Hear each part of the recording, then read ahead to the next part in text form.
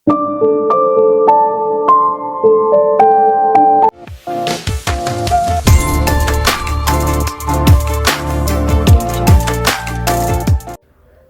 தான் தான் அரசரோட மகள் அப்படிங்கிறது தெரிஞ்சு போச்சு.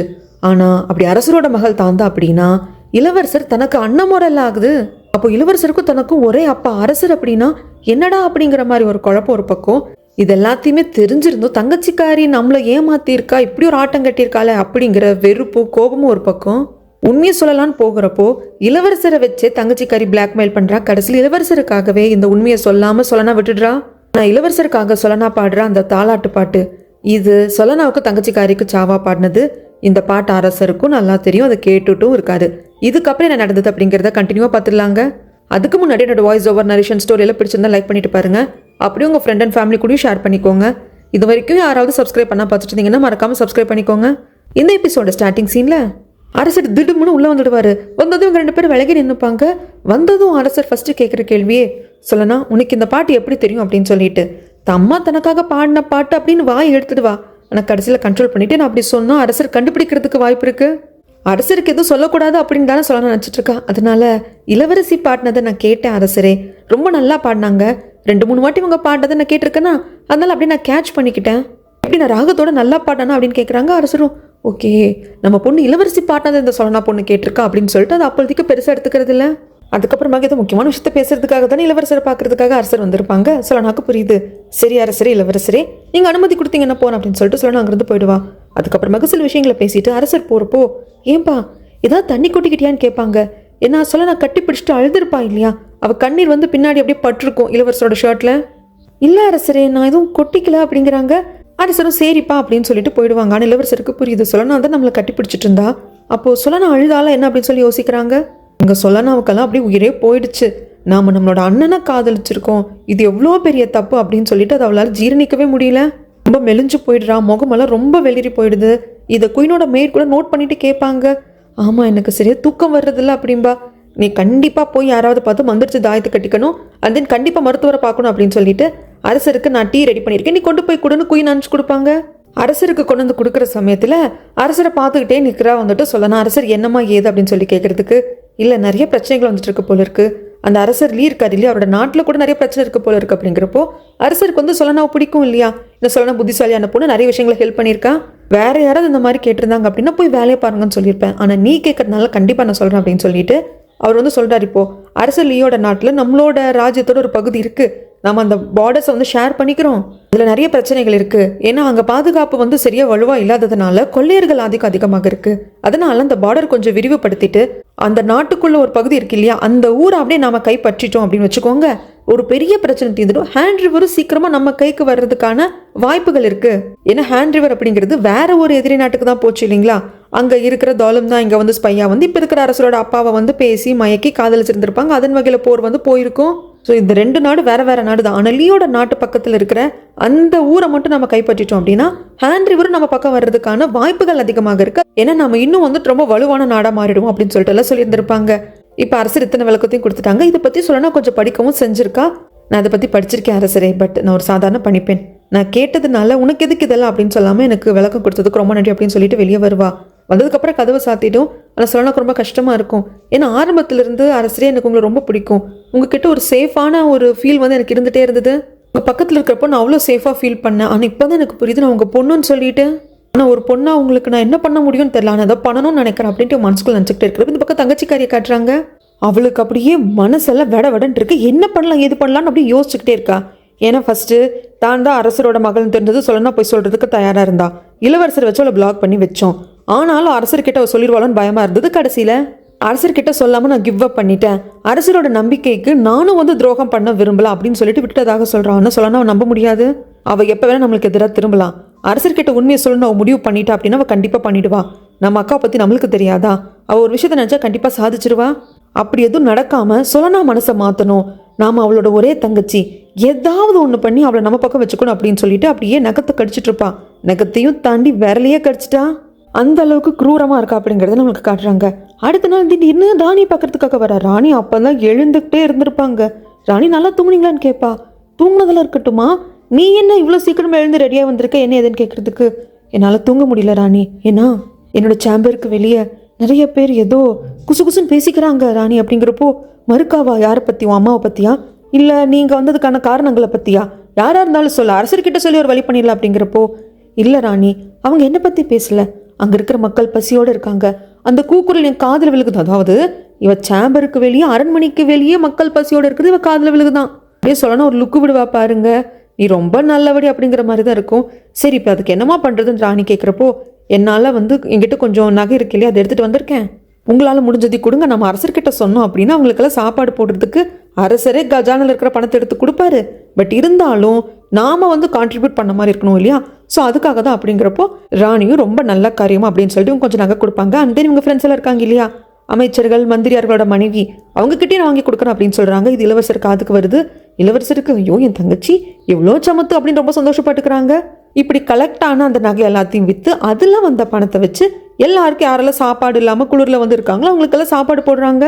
தலைவங்கன்னு பார்த்துட்டு இருப்பாங்க. அப்போது அந்த இடத்துல சர்வ் பண்ணுறதுல சோழனா ரொம்ப கஷ்டப்படுறதை பார்த்துட்டு இளவரசர் ஒரு பாடி கார்டையும் சில ஆட்களையும் அனுப்பிச்சு அங்கே இருக்கிறவங்களுக்கெல்லாம் சாப்பாடு போடுறதுக்கு நீங்கள் ஹெல்ப் பண்ணுங்கன்னு சொல்லி அனுப்பிச்சு வைப்பாங்க. இதெல்லாம் இளவரசர் தனக்காக தான் பண்ணுறாங்கன்னு தெரியுறப்பெல்லாம் சோழனாக்கு சுருக்குன்னு இருக்கும். ஏன்னா நமக்கு தான் தெரியும் இவங்க 2 பேரும் காதலிச்சாலும் தப்பு இல்லைன்னு சொல்லிட்டாங்க. சோழனாவை பொறுத்த வரைக்கும் இளவரசர் தன்னோட அண்ணன், ரத்த சொந்தம், தனக்கும் இளவரசருக்கும் ஒரே அப்பா அப்படிங்கிறப்போ, இளவரசர் அண்ணனா இருக்கிறப்போ நம்ம காதலிச்சது எவ்வளோ பெரிய பாவம் அப்படின்னு தான் தோணும். அதுதான் இப்போ சோழனாவுக்கு இளவரசரை பார்க்குறப்பெல்லாம் தோணிக்கிட்டே இருக்கு. அதுக்கப்புறமாக எல்லாருக்கும் சாப்பாடெல்லாம் போட்டு முடிச்சாச்சு.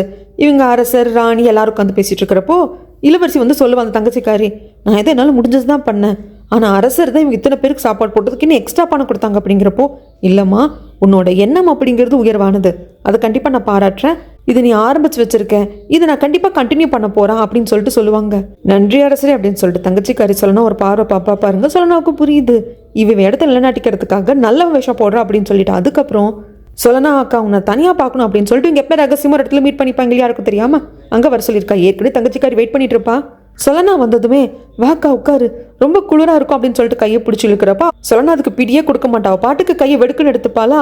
புரிஞ்சிருச்சு, அவ்வளோதான், குச்சனாச்சுமே கிடையாது, மண்டி போட்டுட்டா. சொல்லனா அக்கா என்னை கொள்ளையர்கள் பிடிச்சிட்டு வந்தது தலைநகர் அப்படின்னு ஆரம்பிக்கிறப்போ, போய் பேசாத, அங்கிருந்து நீ அதை வந்திருக்க, கொள்ளையர்கள் ஒன்று பிடிக்க கிடையாது, நான் நம்ம குடும்பத்துக்கு நாசமாக்கணும் கொள்ளையர்களை தேடி போகிறப்போ அம்மாவோட ஞாபக சின்னமாக இருந்த ஹேர் பின்னு உங்ககிட்ட பார்த்துக்கோன்னு கொடுத்துட்டு வந்தேன்.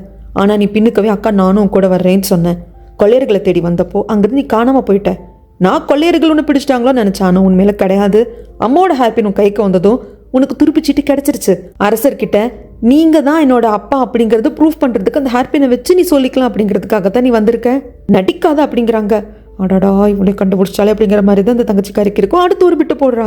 ஆமாக்கா உண்மைதான், ஏன்னா அம்மா அப்பா என்றைக்குமே என்னை லவ் பண்ணதே இல்லைக்கா, உண்மையிலதாக்கா அதிக பாசமாக இருந்தாங்க, எப்போவுமே மேலே ரொம்ப பாசமாக இருந்தாங்க. அதனால தான் அந்த அம்மாவோட ஹேப்பின் என் கையில் கிடச்சதும் நான் உன்னோட அப்பா தான் அரசருங்கிறது எனக்கு தெரியும், ஆனால் அரசரை பார்க்க வந்தேன், அவர் எப்படிப்பட்ட மனுஷர் அப்படிங்கிறத தெரிஞ்சுக்கணும்னு வந்தேன். ஆனால் ரொம்ப நல்லவருக்கா, என் மேலே பாசம்க்கான்னு ஆரம்பிக்கிறப்போ, இதை பாரு, சும்மா சும்மா விக்டீம் கேம் விளையாடாத, உன்னை அந்த கொள்ளையர்கள் கிட்டேருந்து காப்பாற்றுறதுக்கு தான் கோச்சனப்பா செத்தே போனாரு. அப்போ என்னை கொள்ளையர்கள் பிடிச்சி இழுத்துட்டு போனாங்க, ஆனால் உன்னை விட்டுட்டு வந்தா உனக்கு ஏதாவது ஆகிடும் அப்படிங்கிறதுக்காக உன்னை பாதுகாக்க தான் அவர் இறந்தே போனாரு. சும்மா இப்படி விக்டிம் கேம் ஆடாத, அம்மா அப்பா பேர் வச்சு நாடகம் ஆடாது, எல்லாரையும் அவமானப்படுத்தாது அப்படிங்கிறப்போ அவ்வளோதான், எத்தனை விட்டு போட்டாலும் எல்லாத்தையும் காலி பண்ணிட்டா சொல்லலாம். அப்படியே கெத்து எழுந்து நின்று, ஆமாம் எனக்கு எல்லாரை விட உயர்வான இடத்துல இருக்கணும், என்னோட இடம் எனக்கான வாய்ப்புன்னு கிடைக்கிறப்போ அது எப்படி இருந்தாலும் தக்க வச்சுக்கணும்னு நினச்சேன், அதனால தான் இதை பண்ணேன்.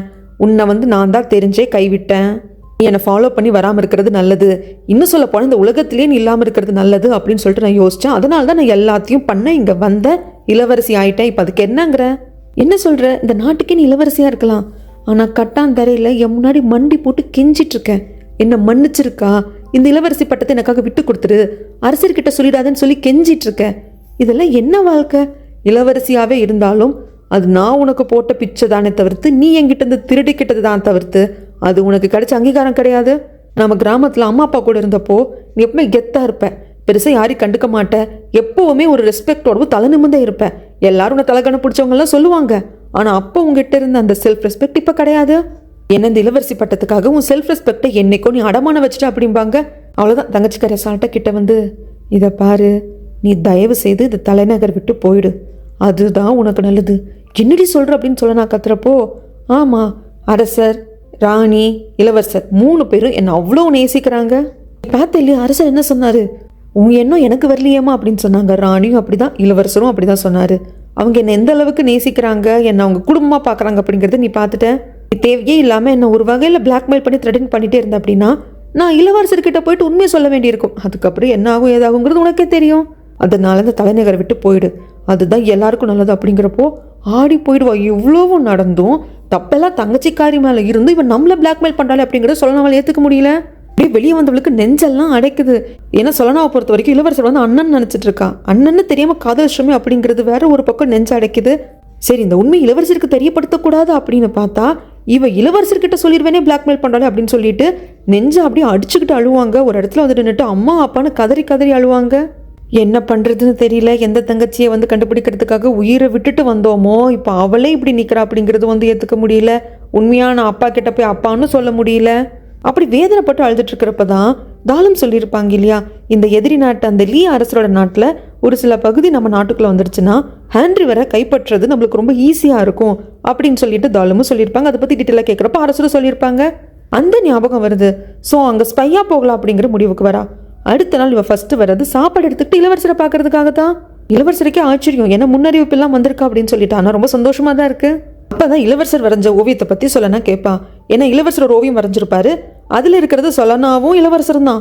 ஆனா முடி வந்து கருப்பாக ஒயிட்டாகவே இல்லையா அப்படின்னு சொல்லிட்டு சொல்லனா கேட்டதுக்கு நல்ல சந்தோஷமா இருந்தா அவளை சீக்கிரம் நிறைக்காதுன்னு சொல்லியிருப்பாங்க இல்லையா. ஆக்சுவலி உண்மை கிடையாது. இளவரசரும் சொல்லனாவும் இறந்து சொர்க்கத்திலயும் அவங்க ஒன்னாவே இருக்காங்க, அங்கேயும் கப்பலாவே இருக்காங்க அப்படிங்கிறது அந்த ஓவியத்தோட சாராம்சம். அது சொல்லனாக்கு புரிஞ்சு போயிட்டு கேட்கறதுக்கு, ஆமா சொல்லனா எனக்கு உன் கூட 100 வருஷம் வாழணும். எனக்கு தெரிஞ்சு நான் உனக்கு முன்னாடி 3 வருஷத்துக்கு முன்னாடி பிறந்துட்டேன். நம்ம பிறந்த வருஷம், டேட்டு, கிழமை எல்லாம் வேற வேறையா இருக்கலாம். ஆனால் நம்ம 2 பேரோட உயிர் ஒரே நேரத்தில் தான் போகணும்.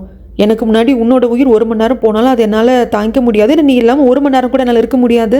அதே மாதிரி உனக்கு முன்னாடி என் உயிர் போயிட்டு என் கல்லறை முன்னாடி நீ அழுதுட்டு நிற்கிறது என்னால் பார்க்க முடியாது. அதனால நம்ம பிறப்பு எப்போ வேணால் நடந்திருந்துருக்கலாம், ஆனால் நம்மளோட இறப்பு அப்படிங்கிறது 2 பேருக்கும் ஒரே நேரத்தில் தான் வரணும் அப்படின்னு சொல்லிட்டு எந்த அளவுக்கு இந்த மனுஷன் லவ் பண்ணியிருந்தா சொல்லியிருப்பாரு. நான் கேட்குற சொல்லனாக்கு, ஆனால் நான் உங்கள் தங்கேன்னு தெரிய வந்தால் எப்படி இருக்கும் அப்படின்ட்டு தான் அவன் மனசுக்குள்ள நினைக்கிறா. அப்போ தான் இளவரசர் சொல்லுவார், அரசர் என்கிட்ட 3 வாட்டி கேட்பேன்னு சொல்லியிருக்காரு. உனக்கு மனசுக்கு பிடிச்ச பொண்ணு இருந்தால் சொல்லுன்னு சொல்லிட்டு. ஏன்னா எனக்கு மனசுக்கு பிடிச்ச பொண்ணு நான் சொல்லிட்டேன் அப்படின்னா அந்த பொண்ணோட ஃபேமிலி பேக்ரவுண்டு, அந்த பொண்ணோட தகுதி தாராதரம் எதுவுமே அரசர் பார்க்க மாட்டேன்னு சொல்லிட்டாரு. ஆல்ரெடி 2 வாட்டி கேட்டார். ஃபர்ஸ்ட் வாட்டி கேட்டப்போ எனக்கு மேலே விருப்பம் இருந்ததுன்னா உன்னை காதலிச்சேன், ஆனால் நீ என்ன காதலிக்கிறியா அப்படின்னு எனக்கு தெரியாதனால சொல்ல முடியல. 2வது வாட்டி கேட்ட சமயத்தில் நம்ம 2 பேர் காதலிக்க ஆரம்பிச்சிட்டோம். பட் இருந்தாலும் உங்ககிட்ட டிஸ்கஸ் பண்ணணும், அதுக்கப்புறம் அரசர்கிட்ட சொல்லணும்னு நான் நினச்சேன். 2வது வாட்டி என்கிட்ட கேட்குறப்ப அரசர்கிட்ட சொன்னேன். 3வது வாட்டி நீங்கள் கேட்குறப்போ கண்டிப்பாக எனக்கு நான் வந்து அந்த பதிலை கொடுப்பேன் அப்படின்னு சொல்லிட்டு அரசர்கிட்ட நானே போய் சொல்ல போகிறேன் அப்படின்னு சொல்லுவாங்க. சொல்ல நாக்கு திக்குந்தான் இருக்கும். பட் இருந்தாலும் இளவரசரே அதெல்லாம் விட்டுருங்க. இதுக்கப்புறமாக என்ன நடந்தாலும் ஒரு நாளைக்கு 3 வேளை கண்டிப்பாக நீங்கள் சாப்பிடணும். எவ்வளோ ஒர்க் இருந்தாலும் பரவாயில்ல, வேலைன்ட்டு நீங்கள் மிஸ் பண்ணக்கூடாது. எனக்கு ப்ராமிஸ் பண்ணி கொடுங்க. என்ன சொல்லணும், நீ என் பக்கத்தில் தான் இருக்க போகிறேன். நான் சாப்பிட மாதிரி இருந்தாலும் நீ கொண்டு வந்து கொடுக்க தானே போகிற அப்படிங்கிறாங்க. இதை பாருங்க இளவரசரே, நான் எல்லா நேரமும் உங்கள் பக்கத்தில் இருக்க முடியாது. நான் பேண்டில் வந்துட்டு இருக்கக்கூடிய ஒரு பொண்ணு. எனக்கு ஏதோ ஒரு அசைன்மெண்ட் கொடுத்து அனுப்பிச்சாங்கன்னா என்ன பண்ணுறது அப்படிங்கிறாங்க. அந்த பேண்டே நான் தான் வந்து மேற்பார்வை பார்த்துட்டு இருக்கேன். ஸோ என் அனுமதி இல்லாமல் ஒன்று யாரும் எங்கே அனுப்ப மாட்டாங்க. ஒருவேளை நானே எனக்கு இந்த ஒர்க்கை கொடுங்க, இந்த ஒர்க்கை நான் போய் பார்க்குறேன்னு சொல்லிட்டு அவங்கள ஃபோர்ஸ் பண்ணி கேட்டா அப்போ கண்டிப்பாக ஒர்க்குக்காக நான் வெளியே போய் தானே ஆகணும். அப்படியா, சரி எனக்கு சாப்பாடு ஊட்டி விட நான் சொல்கிறேன் அப்படிங்கிறாங்க. சொல்லனா ஊட்டி விடுறான். இதை பாரு சொல்லனா, எனக்கு லைஃப்பில் பெரிய ஆசையெல்லாம் கிடையாது. நான் எப்படி அரசருக்கு இப்போ சேவை பண்ணிட்டு இருக்கணும் அதே சேவையை பண்ணணும். உன்னை கல்யாணம் பண்ணிக்கிட்டு உன் கூட ஒரு வாழ்க்கை வாழணும், அவ்வளோதான் என்னோட ஆசை அப்படின்னு சொல்லிடுவாங்க. இது கேட்குற சொல்லனாக்கு எப்படி இருக்கும், எதுவும் சொல்ல முடியல. இங்கிருந்து அப்படியே தாலிமை பார்க்க வராங்க. வந்தவங்க இந்த மாதிரி, மேடம் நான் அந்த நாட்டுக்கு ஸ்பையாக போகிறோம் அப்படின்னு சொல்லிடுவாங்க. தாலும் ஃபர்ஸ்ட் உட்கார வச்சு டீ எல்லாம் ஊற்றி கொடுத்து சொல்லனா, திடீர்னு உன் மைண்டை மாற்றிக்கிட்டேன் அப்படின்னதுக்கு, இல்லை மேடம் ஆரம்பத்துலேருந்தே இந்த நாட்டுக்காக சேவை பண்ணணும் அப்படிங்கிறது என்னோட மைண்டு, அதனால இந்த ஒர்க்கை நானும் அதை விரும்பி கேட்குறேன் அப்படிங்கிறாங்க. ஆனால் தாலுமும் வந்துட்டு என்ன, தாலும் ஃபர்ஸ்ட் சஜஸ்ட் பண்ணதே சொல்லனாவ தான், அவன் ஸ்பையாக போனதான் பர்ஃபெக்டாக இருக்கும்னு சொல்லிட்டு. அதனால உடனே மந்திரியாரை பார்க்க வந்து இந்த அரசர் லீயோட நாட்டுக்கு நம்ம சொல்லனாவ தான் ஸ்பையாக அனுப்ப போகிறோம் அப்படிங்கிறப்போ, இல்லை அரசர் ஏற்றுக்க மாட்டார், குயினுக்கு வந்து சொல்லனாவை பிடிச்சிருக்கு அப்படி இப்படின்னு காரணம் சொல்கிறாங்க. அப்படிங்கிறப்போ மந்திரியாரே நீங்கள் சொல்லுங்கள், சொல்லனாதான் வந்து இந்த ஒர்க் வேணும்னு கேட்டான்னு சொல்லுங்கள். அது மட்டும் இல்லாமல் ஸ்பையாக அனுப்புறதுக்கு சொல்லனாதான் பர்ஃபெக்டாக வருவா.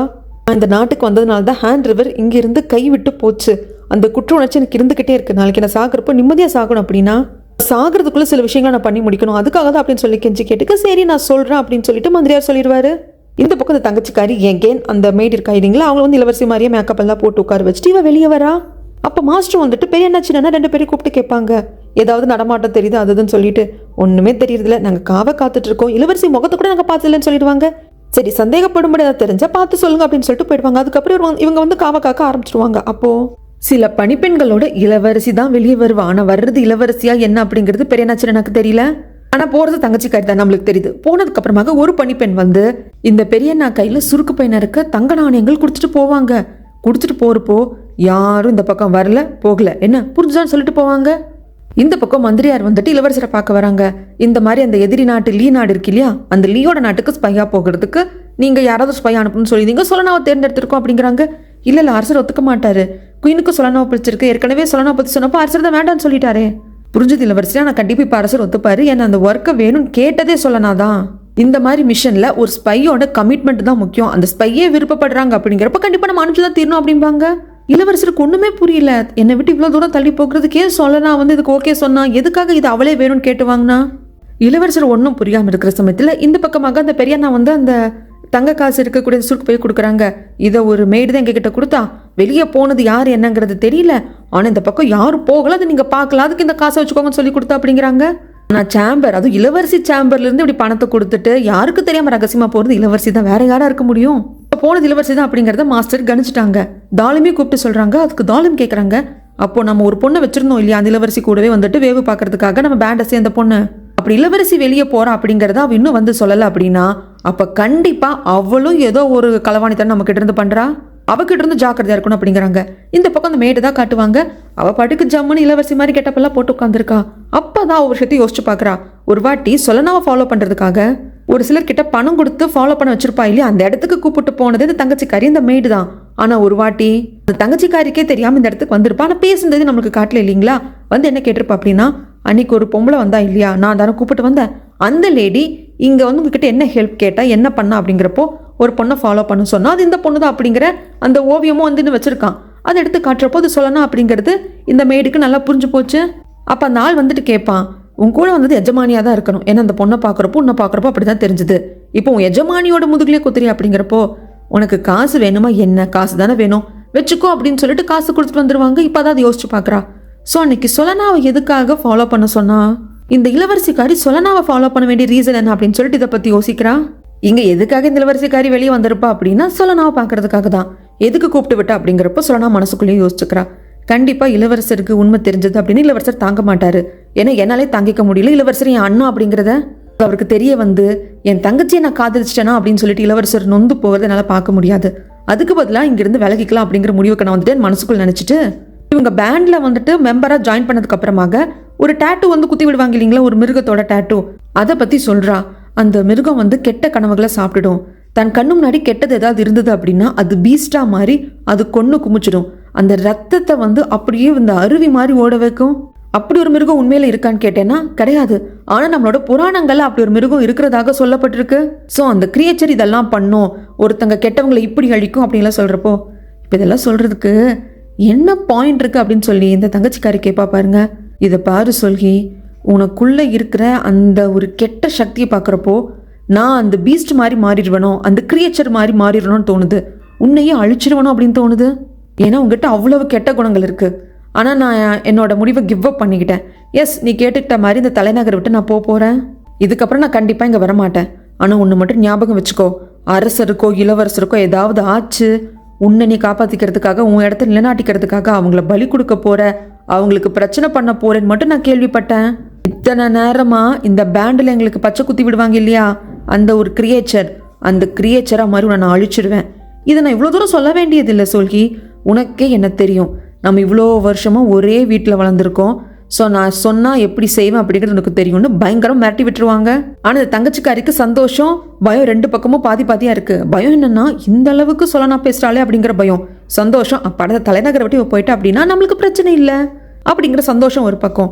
அதுக்கப்புறமாக தான் மந்திரியார் வந்து அரசர்கிட்ட சொல்லுவாங்க, இந்த மாதிரி அந்த லீ நாட்டுக்கு ஸ்பையா போகிறதுக்கு சொலனா ரெடியாக இருக்காங்கன்னு சொல்லிட்டு, நான் தான் சொலனாவை வேண்டான்னு சொன்னேன் அப்படிங்கிறப்போ, அரசரே ஸ்பையா போகிறேன் அப்படின்னு சொல்லிட்டு வாண்டடா வந்து கேட்டதே சொலனாதான் அப்படின்னு சொல்லிடுவாங்க.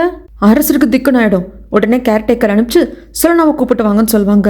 சொலனாவை கூப்பிட்டு வந்ததும் கேர்டேக்கரை வெளியே அனுப்பிச்சிட்டு சொலனா கிட்ட ஒரு பர்சனலாகவே அரசர் கேட்பாரு, ஏமா அந்த அரசர் லீயோட நாட்டுக்கு நீ தான் ஸ்பையா போகிறத நீயே கேட்டியாமேமா அப்படிங்கிறப்போ, ஆமா அரசரே அப்படிங்கிறாங்க. இல்லம்மா, இளவரசருக்கும் உனக்கும் இடையில வந்துட்டு ஏதோ ரிலேஷன்ஷிப் இருக்கிற மாதிரி நான் கொஞ்சம் கேள்விப்பட்டேன், நான் பார்க்கவும் செஞ்சனே. அப்படின்னு ஆரம்பிக்கிறப்போ, இதை பாருங்க அரசரே, இளவரசர் வந்து பேண்டில் இருக்கிற எனக்கு, நான் அந்த பேண்டில் ட்ரெயின் ஆகிட்டு நான் மெம்பராக போகிறேன் அப்படிங்கிறப்போ அவருக்கு கையால் எனக்கு டேட்டு போட்டு விட்டார். அது எவ்வளோ பெரிய ஹானர். அதனால அவர்கிட்ட எனக்கு மதிப்பு, மரியாதை, லாயல் எல்லாமே இருக்குது. அவர் என்ன சொன்னாலும் நான் கண்ணை மூடிக்கிட்டு செய்வேன். அந்த அளவுக்கு நான் மதிப்பு, மரியாதையும் அந்த லாயல்ட்டி அவருக்கு நான் கொடுத்துருக்கேனே தவிர்த்து அதை தவிர்த்து வேறு எதுவும் இல்லை அப்படின்றவாங்க. அரசர் இல்லையே, அந்த பார்வை, இளவரசன் பார்த்த பார்வையில் இந்த காதல் தெரிஞ்சதுன்னு அவருக்குள்ளேயே யோசிக்கிறாரு. சரி, நம்ம தப்பாக புரிஞ்சுக்கிட்டோமோ, இளவரசனும் இதை பற்றி நம்ம கிட்ட பேசல, இந்த பொண்ணுகிட்ட இப்போ டேரெக்டாகவே பேசுகிறோம், இந்த பொண்ணு அதெல்லாம் இல்லை, அது வந்து ஒரு மரியாதை, லாயல் அப்படி இப்படின்னு சொல்லிட்டாலே அப்படின்ட்டு சரிம்மா நீ போன்னு சொல்லிடுவாங்க. கரெக்டாக அரசரோட ரூமை விட்டு வெளியே வரப்போ இளவரசர் வந்து உங்கள்கிட்ட நான் பேசணும்னு சொல்லி கூப்பிட்டு போவாங்க. சொல்லனா, மந்திரியார் மூலியமாக நான் கேள்விப்பட்டேன், கண்டிப்பாக அது தப்பாக தான் இருக்கணும், அவர் ஏதோ தப்பாக புரிஞ்சுட்டு இருந்திருப்பாரு, கண்டிப்பாக நீ சொல்லியிருக்க மாட்டேன், நீ லியோட நாட்டுக்கு ஸ்பையாக போகிறேன் நீ சொல்லலை தானே அப்படிங்கிறப்போ, இல்லை மந்திரியார் சொன்னது சரிதான், நானாக தான் போயிட்டு அங்கே ஸ்பையாக போகிறேன் அப்படின்னு சொல்லிட்டு கேட்டேன் அப்படிங்கிறாங்க. ஏன் சொல்லனா, ஏன் இதை வந்து எனக்கு நீ பண்ணுற? இல்லை நான் உன்னை போகலாம் விட மாட்டேன், நீ போக வேண்டிய அவசியமும் கிடையாது, நீ பண்ணுற ஒன்று எனக்கு புரிய மாட்டேங்குது. ஃபர்ஸ்ட்டும் தங்கச்சி தேடி வந்த, பேண்டில் உயிர் போகிற நிலைமை எல்லாத்தையும் சர்வை ஆகி பேண்டில் மெம்பராகவும் ஆயிட்டேன், கடைசியிலும் தங்கச்சி தேடுறதை கைவிட்டுட்டு மங்காவை தேடி போனேன், இப்போ அந்த லீ நாட்டுக்கு ஸ்பையா போறேன் வந்து நிற்கிறேன், எனக்கு ஒன்றுமே புரியல அப்படிங்கிறப்போ சொல்லனா இருந்துட்டு, அரசே நீங்கள் தப்பாக புரிஞ்சுக்கிட்டீங்க, நான் மங்காவை தேடி போனதுக்கான காரணம் ராணி தான். ஏன்னா ராணி வந்து இளவரசியோட அம்மா சாவாவை பற்றி கொஞ்சம் நிறைய தெரிஞ்சுக்கணும்னு கொஞ்சம் க்யூரியஸாக இருந்தாங்க. ஸோ அதுக்காக தான் அவங்களோட பர்சனல் மெய்டாக இருந்த மங்காவை தேடி நான் போனேன். என் தங்கச்சியை நான் தேடுறது கிவ் அப் பண்ணதுக்கான ரீசன் என்னன்னா, நாங்கள் இருந்த வில்லேஜை சேர்ந்த ஒரு சிலரை பார்த்து அவங்க தான் சொன்னாங்க என் தங்கச்சி இறந்து போயிட்டா, அவங்களே டெட் பாடியை பார்த்ததாகவும் தகனம் பண்ணதாகவும் சொன்னாங்க. அதனால தான் என் தங்கச்சி தேடுற விஷயத்தையே நான் கைவிட்டுட்டேன் அப்படிங்கிறாங்க. இளவரசருக்கும் வந்துட்டு அமைதியாக இருந்துடுறாரு. ஏன்னா அந்த தங்கச்சிக்காரி தேடின சமயத்தில் மாஸ்டர் வந்து சொல்லியிருப்பார் இல்லையா, சொல்லனா தங்கச்சி தேட முடியல, ஒருவேளை அந்த பொண்ணு செத்துருப்பாளோ, அதனால தான் நம்மளால தேட முடியல அப்படின்னு சொல்லியிருப்பாரு இல்லையா. ஸோ இதெல்லாம் வச்சு பார்க்குறப்போ அது வந்து புரிஞ்சுக்க முடியுது இளவரசரனால. சரி, உன் தங்கச்சி இறந்து போயிட்டா அப்படிங்கிற நியூஸை கேட்குறப்போ உனக்கு கஷ்டமாக இருக்கும் அப்படின்ட்டு ஆறுதல் படுத்தலான்னு கிட்ட வந்தா சொல்லனா விலகி போறா. இதுவும் இளவரசருக்கு பிடிப்பட மாட்டேங்குது. சரி, அதுக்கும் நீ அந்த லீயோட நாட்டுக்கு ஸ்பையாக போகிறதுக்கான என்ன விஷயம் இருக்குது, என்ன அர்த்தம் இருக்குது அப்படிங்கிறதுக்கு, எனக்கு வந்து போகணும், என்னோட வில்லேஜுக்கு போய் எங்கே நான் வளர்ந்தனோ அங்கே என்னோட மக்கள்கிட்டே நான் வாழணும்னு ஆசைப்படுறேன். ஏன்னா எனக்குன்னு குடும்பம் இல்லை, எனக்கு இருந்த தங்கச்சியும் வந்து இறந்து போயிட்டா உயிரோடு இருப்பாங்கிறதுக்காக தான் நான் இவ்வளோ தூரம் வந்தேன். இதுக்கப்புறம் எனக்கு எதுவும் இல்லை அப்படிங்கிறப்போ எனக்கு மனசு நிம்மதி வேணும். ஸோ எந்த கிராமத்தில் நான் பிறந்து வளர்ந்தனோ அங்கே போய் இருக்கணும்னு ஆசைப்படுறேன். பட் அங்கே போகிறதுக்கு முன்னாடி நீங்களும் அரசரும் எனக்கு நிறையா பண்ணியிருக்கீங்க. என் தங்கச்சி தேடுறதுக்காக இருந்தாலும் சரி, இல்லை அன்பாக இருந்தாலும் சரி, எனக்கு இந்த அரண்மனை அவ்வளோ கொடுத்துருக்கு, அதுக்கு நான் ஏதாவது பதிலாக திருப்பி கொடுக்கணும்னு நினைக்கிறேன். அதனால தான் லீயோட நாட்டுக்கு நானே ஸ்பையாக போகிறேன் அப்படின்னு சொல்லிட்டு சொன்னேன். ப்ளீஸ் இளவரசர் அப்படிங்கிறப்போ நான் ஏதோ சொல்ல ஆரம்பிப்பேன், அவ்வளோதான். சொல்ல மண்டி போட்டு அழுவா. ப்ளீஸ் எனக்கு வந்து நான் கெஞ்சி கேட்டுக்கிறேன், உங்கள் காலை பிடிச்சி கெஞ்சி கேட்டுக்கிறேன், இந்த ஒரே ஒரு கடைசி உதவியை மட்டும் எனக்கு பண்ணுங்க ப்ளீஸ், என்னை அனுப்பிச்சு வைங்க அப்படிங்கிறப்போ ரொம்ப கஷ்டமாக போயிடுது இளவரசருக்கு. சொல்லனா ஏன் இதெல்லாம் பண்ணிட்டு இருக்க, ஏன் எனக்கு இதை பண்ணுற, ஏன் என்னை விட்டு போகணும்னு துடிக்கிறேன் அப்படிங்கிறப்போ அழுதுட்டே சொல்லனா ப்ளீஸ் ப்ளீஸ்ன்னு கெஞ்சுவா. இளவரசருக்கு என்ன சொல்கிறதுனே தெரியல. ஏன் சொல்லலாம் அப்படின்னு கேட்குறப்போ நீங்கள் உண்மையிலேயே என்ன கேர் பண்ணுறீங்க அப்படின்னா என்ன அனுப்பிச்சு வைங்க அப்படிம்பாங்க. இளவரசருக்கு ஒன்றுமே சொல்லியிருக்க மாட்டார். இவ பாட்டுக்கு வீட்டுக்கு வந்து உட்காந்து சொல்லனா நைட்டெல்லாம் தூங்காமல் எழுதிட்டு இருப்பா. இளவரசரும் அப்படிதான், பாவத்தை எப்படி இருந்த மனுஷன், அவரோட ரூமில் தூங்காமல் கொள்ளாமல் மூளையில் உட்காந்து இதை பற்றி நைட்டு ஃபுல்லாக யோசிச்சு மனசை போட்டு பயங்கரமாக குழப்பி, அதுக்கு அடுத்த நாள் இந்த பேண்டை சேர்ந்தவங்களாம் ட்ரைனிங் எடுத்துக்கிற இடத்துல ஒரு நெருப்பை மூட்டி ஏதோ காகிதத்தை போட்டு எரிச்சிட்டு இருப்பாங்க, அது எழுதியிருக்கும். அப்போ சொல்லனா வர சமயத்தில் உன் தங்கச்சி இறந்துட்டா, உன் மனசு எந்த அளவுக்கு வேதனைப்பட்டுருக்கோம் அப்படின்னு நல்லா புரிஞ்சுக்க முடியுது. ஏன்னா உன் தங்கச்சி நீ எந்த அளவுக்கு உயிரை விட்டு தேடினாங்கிறத நான் பார்த்தேன். இது வந்து உன் தங்கச்சிக்கு வந்து செய்கிற இறுதி காரியமாக நினச்சிக்கோ. ஏன்னா அவள் டெட் பாடி உன் கையில் கிடக்கல, இறுதி மரியாதை செய்ய முடியல. ஸோ அந்த பேப்பரில் ஏதோ எழுதியிருக்கு, அது எரிக்கிறதன் மூலியமாக அவங்களுக்கு இறுதி காரியம் பண்ணுற மாதிரி போல இருக்குங்க, இது நீயும் கொஞ்சம் ஏறி அப்படின்னு சொல்லிட்டு கொடுப்பாங்க. சொல்லனா என்னால் புரிஞ்சுக்க முடியுது. உன் அம்மா அப்பாவை கொள்ளையர்கள் வந்து கொன்னதுக்கு அப்புறமாக உன் தங்கச்சி தான் நீ தேடின, அவள் தான் உனக்கு ஒரே சொந்தமாக இருந்தால் அவளும் வந்து கொள்ளையர்களால் கொல்லப்பட்டுட்டா அப்படின்னதும் நீ உன்னோட சொந்த வில்லேஜுக்கு போகணும்னு நினைக்கிறேன். எனக்கு புரியுது, எனக்கு இவ்வளோ ஹெல்ப் பண்ண எனக்கும் அரசருக்கும் நீ ஏதோ வந்து பதில் உபகாரம் செய்யணும்னு நினைக்கிறேன். ஆனால் எனக்கு ஒரே ஒரு வாக்கு கொடு, நான் உன்னை இந்த லீயோட நாட்டுக்கு ஸ்பையாக அனுப்புகிறேன். அங்கே எந்த ஒர்க்குக்காக நீ போறியோ அந்த ஒர்க்கை முடிச்சுட்டு திரும்பி நீ என்கிட்ட வந்துடுவேன்னு சொல்லி வாக்கு கொடுத்து சத்தியம் பண்ணி வாக்கு கொடுத்தா மட்டும் நான் அனுப்புவேன் அப்படிங்கிறப்ப சொல்லணும் ஓகே ப்ராமிஸ் பண்ணுறேன் இளவரசர் அப்படின்னதும் இளவரசருக்கு அப்புறம் தான் சந்தோஷமே முகத்தில் தெரியும். சரி சொல்லனா, நீ ப்ராமிஸ் பண்ணிட்டல, அது போதும், நான் உன்னை அனுப்பிச்சு வைக்கிறேன்.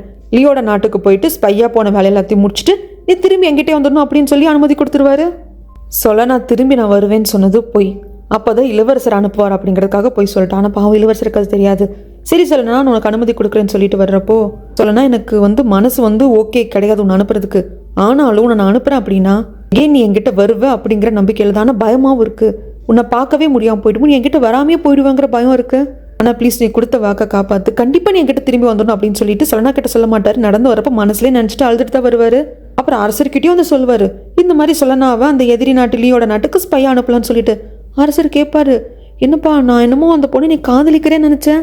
ஃபேக் பிரின்சஸ் அந்த பொண்ணு போனப்போ அந்த பொண்ணை வந்து நம்ம இளவரசிக்காக வேறு வழி இல்லாமல் அவள் தான் ஃபேக் பிரின்சஸ் நான் சொல்லிட்டேன். அந்த பொண்ணோட உயிருக்கு எதுவும் ஆயிடக்கூடாது அப்படிங்கிறதுக்காக நீ என்கிட்ட கெஞ்சின விதமாக இருந்தாலும் சரி, என்னோட வார்த்தையை மீறி அந்த சலனா பொண்ணுக்காக தான் நீ நின்று அந்த பொண்ணை அங்கேருந்து காப்பாற்றி கூப்பிட்டு வந்தேன். அது மட்டும் இல்லாமல் அந்த அரசலி உன்னை கிட்னாப் பண்ணி வச்சப்போ சலனாவே உன்னையும் தான் சேர்த்து அவன் கிட்னாப் பண்ணி வச்சிருந்தான். கிட்டத்தட்ட 4-5 நாள் நெருக்கி நீங்கள் ஒன்றா இருந்திருக்கீங்க. அது எல்லாத்தையும் வச்சு தான் நீங்கள் 2 பேர் காதலிக்கிறீங்கன்னு நினச்சேன். அது மட்டும் இல்லாமல் என் பர்மிஷனுக்காக தான் நீ வெயிட் பண்ணிட்டு இருக்கேன்லப்பா நான் நினச்சேன் அப்படிங்கிறப்போ, அரசரே எல்லாம் உண்மைதான், ஆனால் என் லவ் வந்து ஒன் சைடு. நான் சலனாவை காதலிச்சேன், ஆனால் சலனா என் மேலே வச்சிருக்கிறது காதல் கிடையாது, அது வந்து லாயல். நான் வந்து அவளுக்கு ஒரு எஜமானனை தவிர்த்து காதலன் கிடையாது அப்படின்றவங்க. அரசருக்கே பாவமாக இருக்கும்.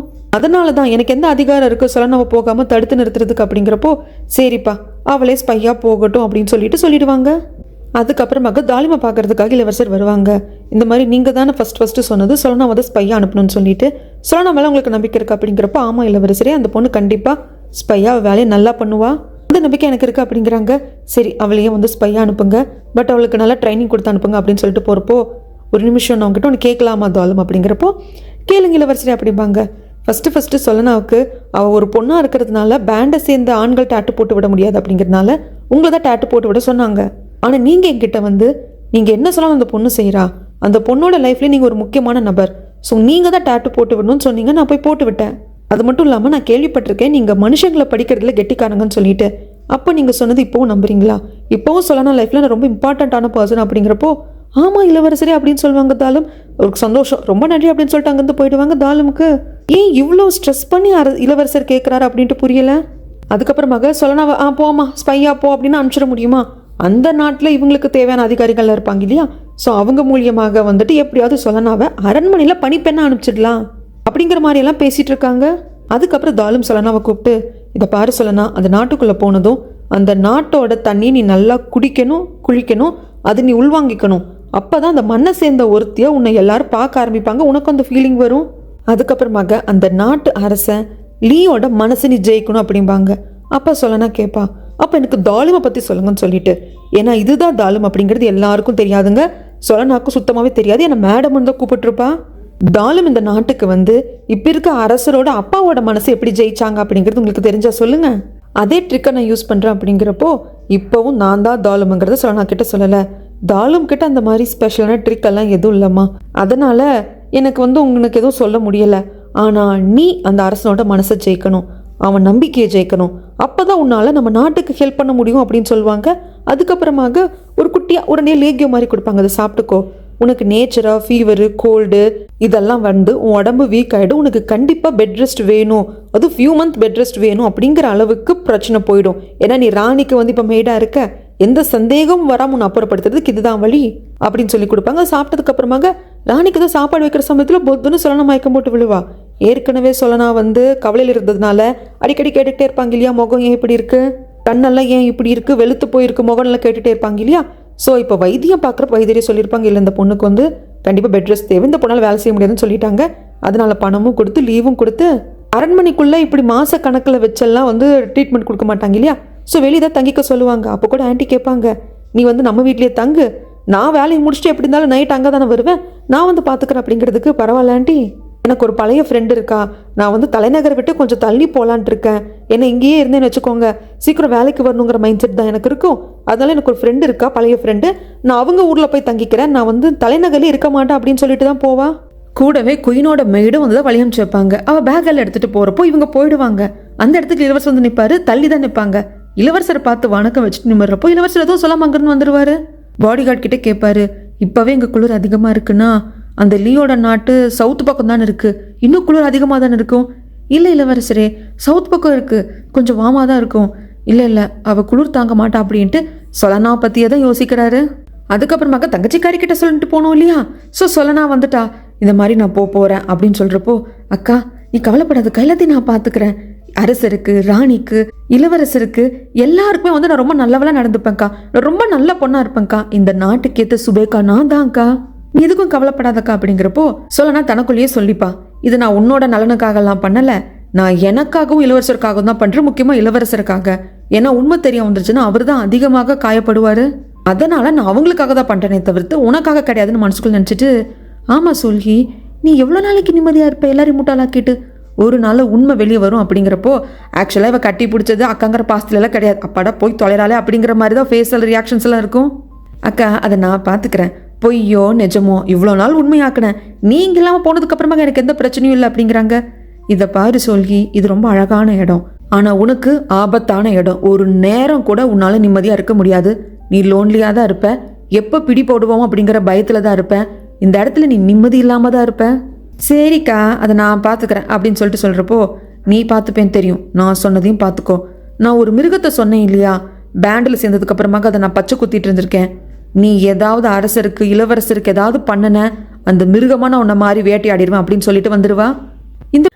இந்த தங்கச்சிக்காரியோட மேடை கூப்பிட்டு இவங்க 3 பேரும் கேட்குறாங்க, ஆமா அந்த தங்கச்சிக்காரிங்க வெளியே போயிருக்கா போல இருக்கு, அது எங்களுக்கு தெரிய வந்திருக்கு அப்படின்னு சொல்லி கேட்குறப்போ, அடடே இவங்களே கண்டுபிடிச்சிட்டாங்களே என்ன பண்றது அப்படின்னு யோசிச்சுட்டே இருக்கா.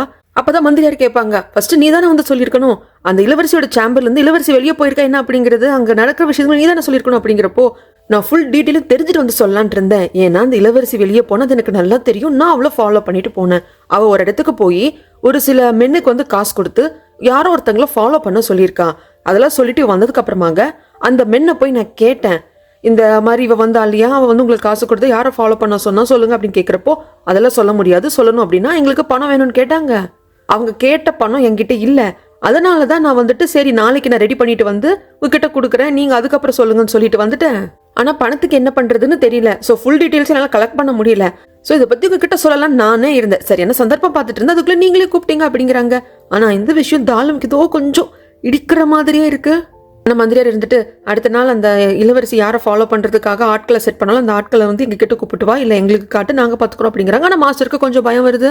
இல்ல அப்படி பண்ணுனா இந்த பொண்ணுக்கு தானே பிரச்சனை வரும், ஏன்னா இளவரசிக்கு தெரிய வந்ததுன்னா இவ மெய்டா இருக்கா, இவ பேண்டை சேர்ந்தவா அப்படிங்கிறப்ப இவளுக்கு பிரச்சனை வரும் இல்லையா அப்படிங்கிறாங்க.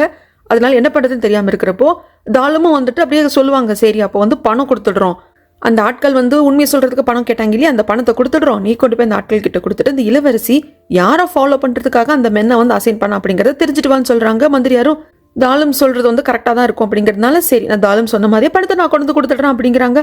அதுக்கப்புறமாக தான் வெளியே வருவா. ஆனா இவ மேல தாலுமுக்கு பயங்கரமான சந்தேகம் வருது. அதுக்கப்புறமாக இப்ப கூட சொல்லனாவை பாக்குறதுக்காக அந்த தங்கச்சிக்காரி வெளியே போனப்போ இந்த மெய்டை தான் இளவரசி மாதிரி அந்த அட்ரஸ் எல்லாம் போட்டு உட்கார வச்சுட்டு போயிருப்பா. இந்த இடத்துல உட்கார்ந்துட்டு தான் இந்த மெய்டு வந்து அவங்க 3 பேர்கிட்ட பேசினது எல்லாத்தையும் இப்ப நினைச்சு பார்த்துட்டு இருக்கா. இப்ப இந்த இளவரசிக்காரி வந்துட்டா, வந்ததுக்கு அப்புறமா யாருக்கும் சந்தேகம் வரல, ஒன்னும் வரல அப்படின்னு சொல்லிட்டு இவளை வந்துட்டு நீ போய் ட்ரெஸ் சேஞ்ச் பண்ணிக்கோ அப்படின்னு சொல்லிட்டு இவ சேர்ல உட்காந்துட்டு யோசிப்பா, யாரு கண்டுபிடிப்பாங்க, எங்க அக்கா சொல்ல நான் போயிட்டு அப்படின்னா அவதான் உண்மையான சுபேக்கா.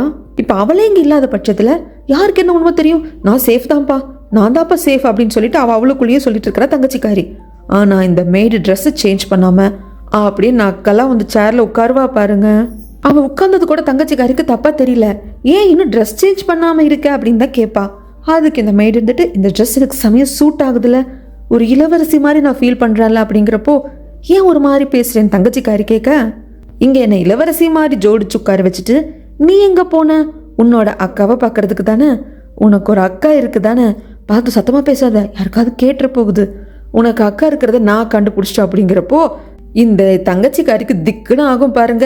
இப்பதான் சொல்லனா சொல்லிட்டு போனா, இங்க நீ பயங்கரமா மாட்டுவ, இங்க நீ நிம்மதியா இருக்க முடியாது அப்படின்னு சொல்லிட்டு போனா இல்லையா, அந்த சாபம் பழிக்க ஆரம்பிக்குது.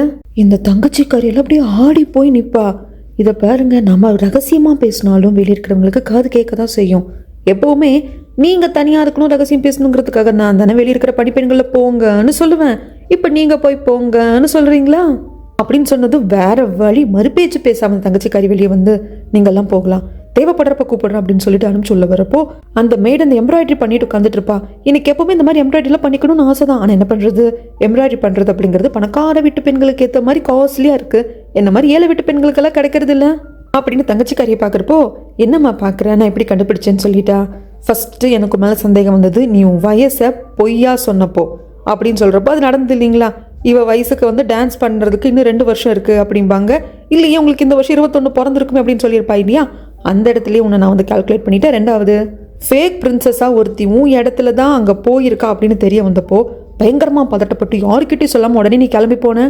அந்த இடத்துல எல்லாரும் பிறக்கிறப்ப ஸ்லேவாக பிறக்கிறது இல்லைன்னு என்கிட்ட பயங்கரமான ஒரு ஸ்பீச் கொடுத்த. அங்கே 2வது அங்கே எனக்கு டவுட் வந்துடுச்சு. ஏன்னா ஒரு உண்மையான பிரின்சஸ் இப்படியெல்லாம் பேச மாட்டேன்னு எனக்கு தோணுச்சு. அதுக்கப்புறமாக நீ சொலனாவை ஃபாலோ பண்ணுறதுக்கு ஆட்களை செட் பண்ணியிருக்க அப்படின்னு இந்த மெய்டு முடிக்கிறதுக்குள்ளே இந்த தங்கச்சிக்காரிக்கு கோவம் வந்துடும். அப்போது நான் யாரை போய் பார்த்தேன், யாரெல்லாம் என்னென்ன வேலை கொடுத்தா அப்படிங்கிறதுல என்ன பின்னாடி போய் நீ செக் பண்ணியிருக்கியா, நான் உன் கூட பிறந்த மாதிரி தானே பார்த்தேன் அப்படிங்கிறதுக்கு. இதை பாருங்க இளவரசி, என்ன முட்டாள்னு நினச்சிங்களா? உங்களை யார் என்ன நம்ப சொல்கிறது? அப்படி என்ன நம்புற அளவுக்கு நீங்கள் முட்டாளா? நீ சொலனாவை தான் ஃபாலோ பண்ணுறதுக்கு அந்த ஆட்களை செட் பண்ணேன்னு எனக்கு தெரிய வந்ததுமே இங்கே இருக்கிற மெய்டு சில பேர் விசாரிச்சு அப்போ தான் தெரிய வந்தது சொலனாவும் நீ இருந்து வந்த வில்லேஜில் தான் வந்திருக்கா. அவங்க குடும்பமும் கொள்ளையர்களால் தான் அழிக்கப்பட்டிருக்கு.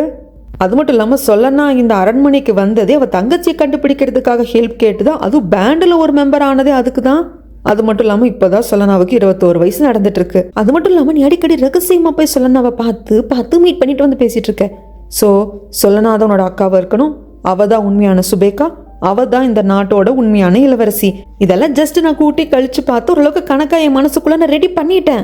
இப்போ கூட நீ போய் சொலனாவை தானே பார்த்துட்டு வந்த. ஆனால் சொலனான்னு சொல்லாமல் உங்ககிட்ட ஜஸ்ட் போட்டு வாங்கலாம் அப்படிங்கிறதுக்காக உன்னோட அக்காவை பார்த்துட்டு வந்துட்டியா அப்படின்னு கேட்டதும் நீ கெக்கேன்னு சிரிச்சு என்ன லூஸ் மாதிரி பேசுகிற, எனக்கு எங்க அக்கா அப்படின்னு கேட்டிருந்தேன்னா ஃப்ளாப்பு தான். என்னோட பிளான் மொத்தமும் ஃப்ளாப்பு.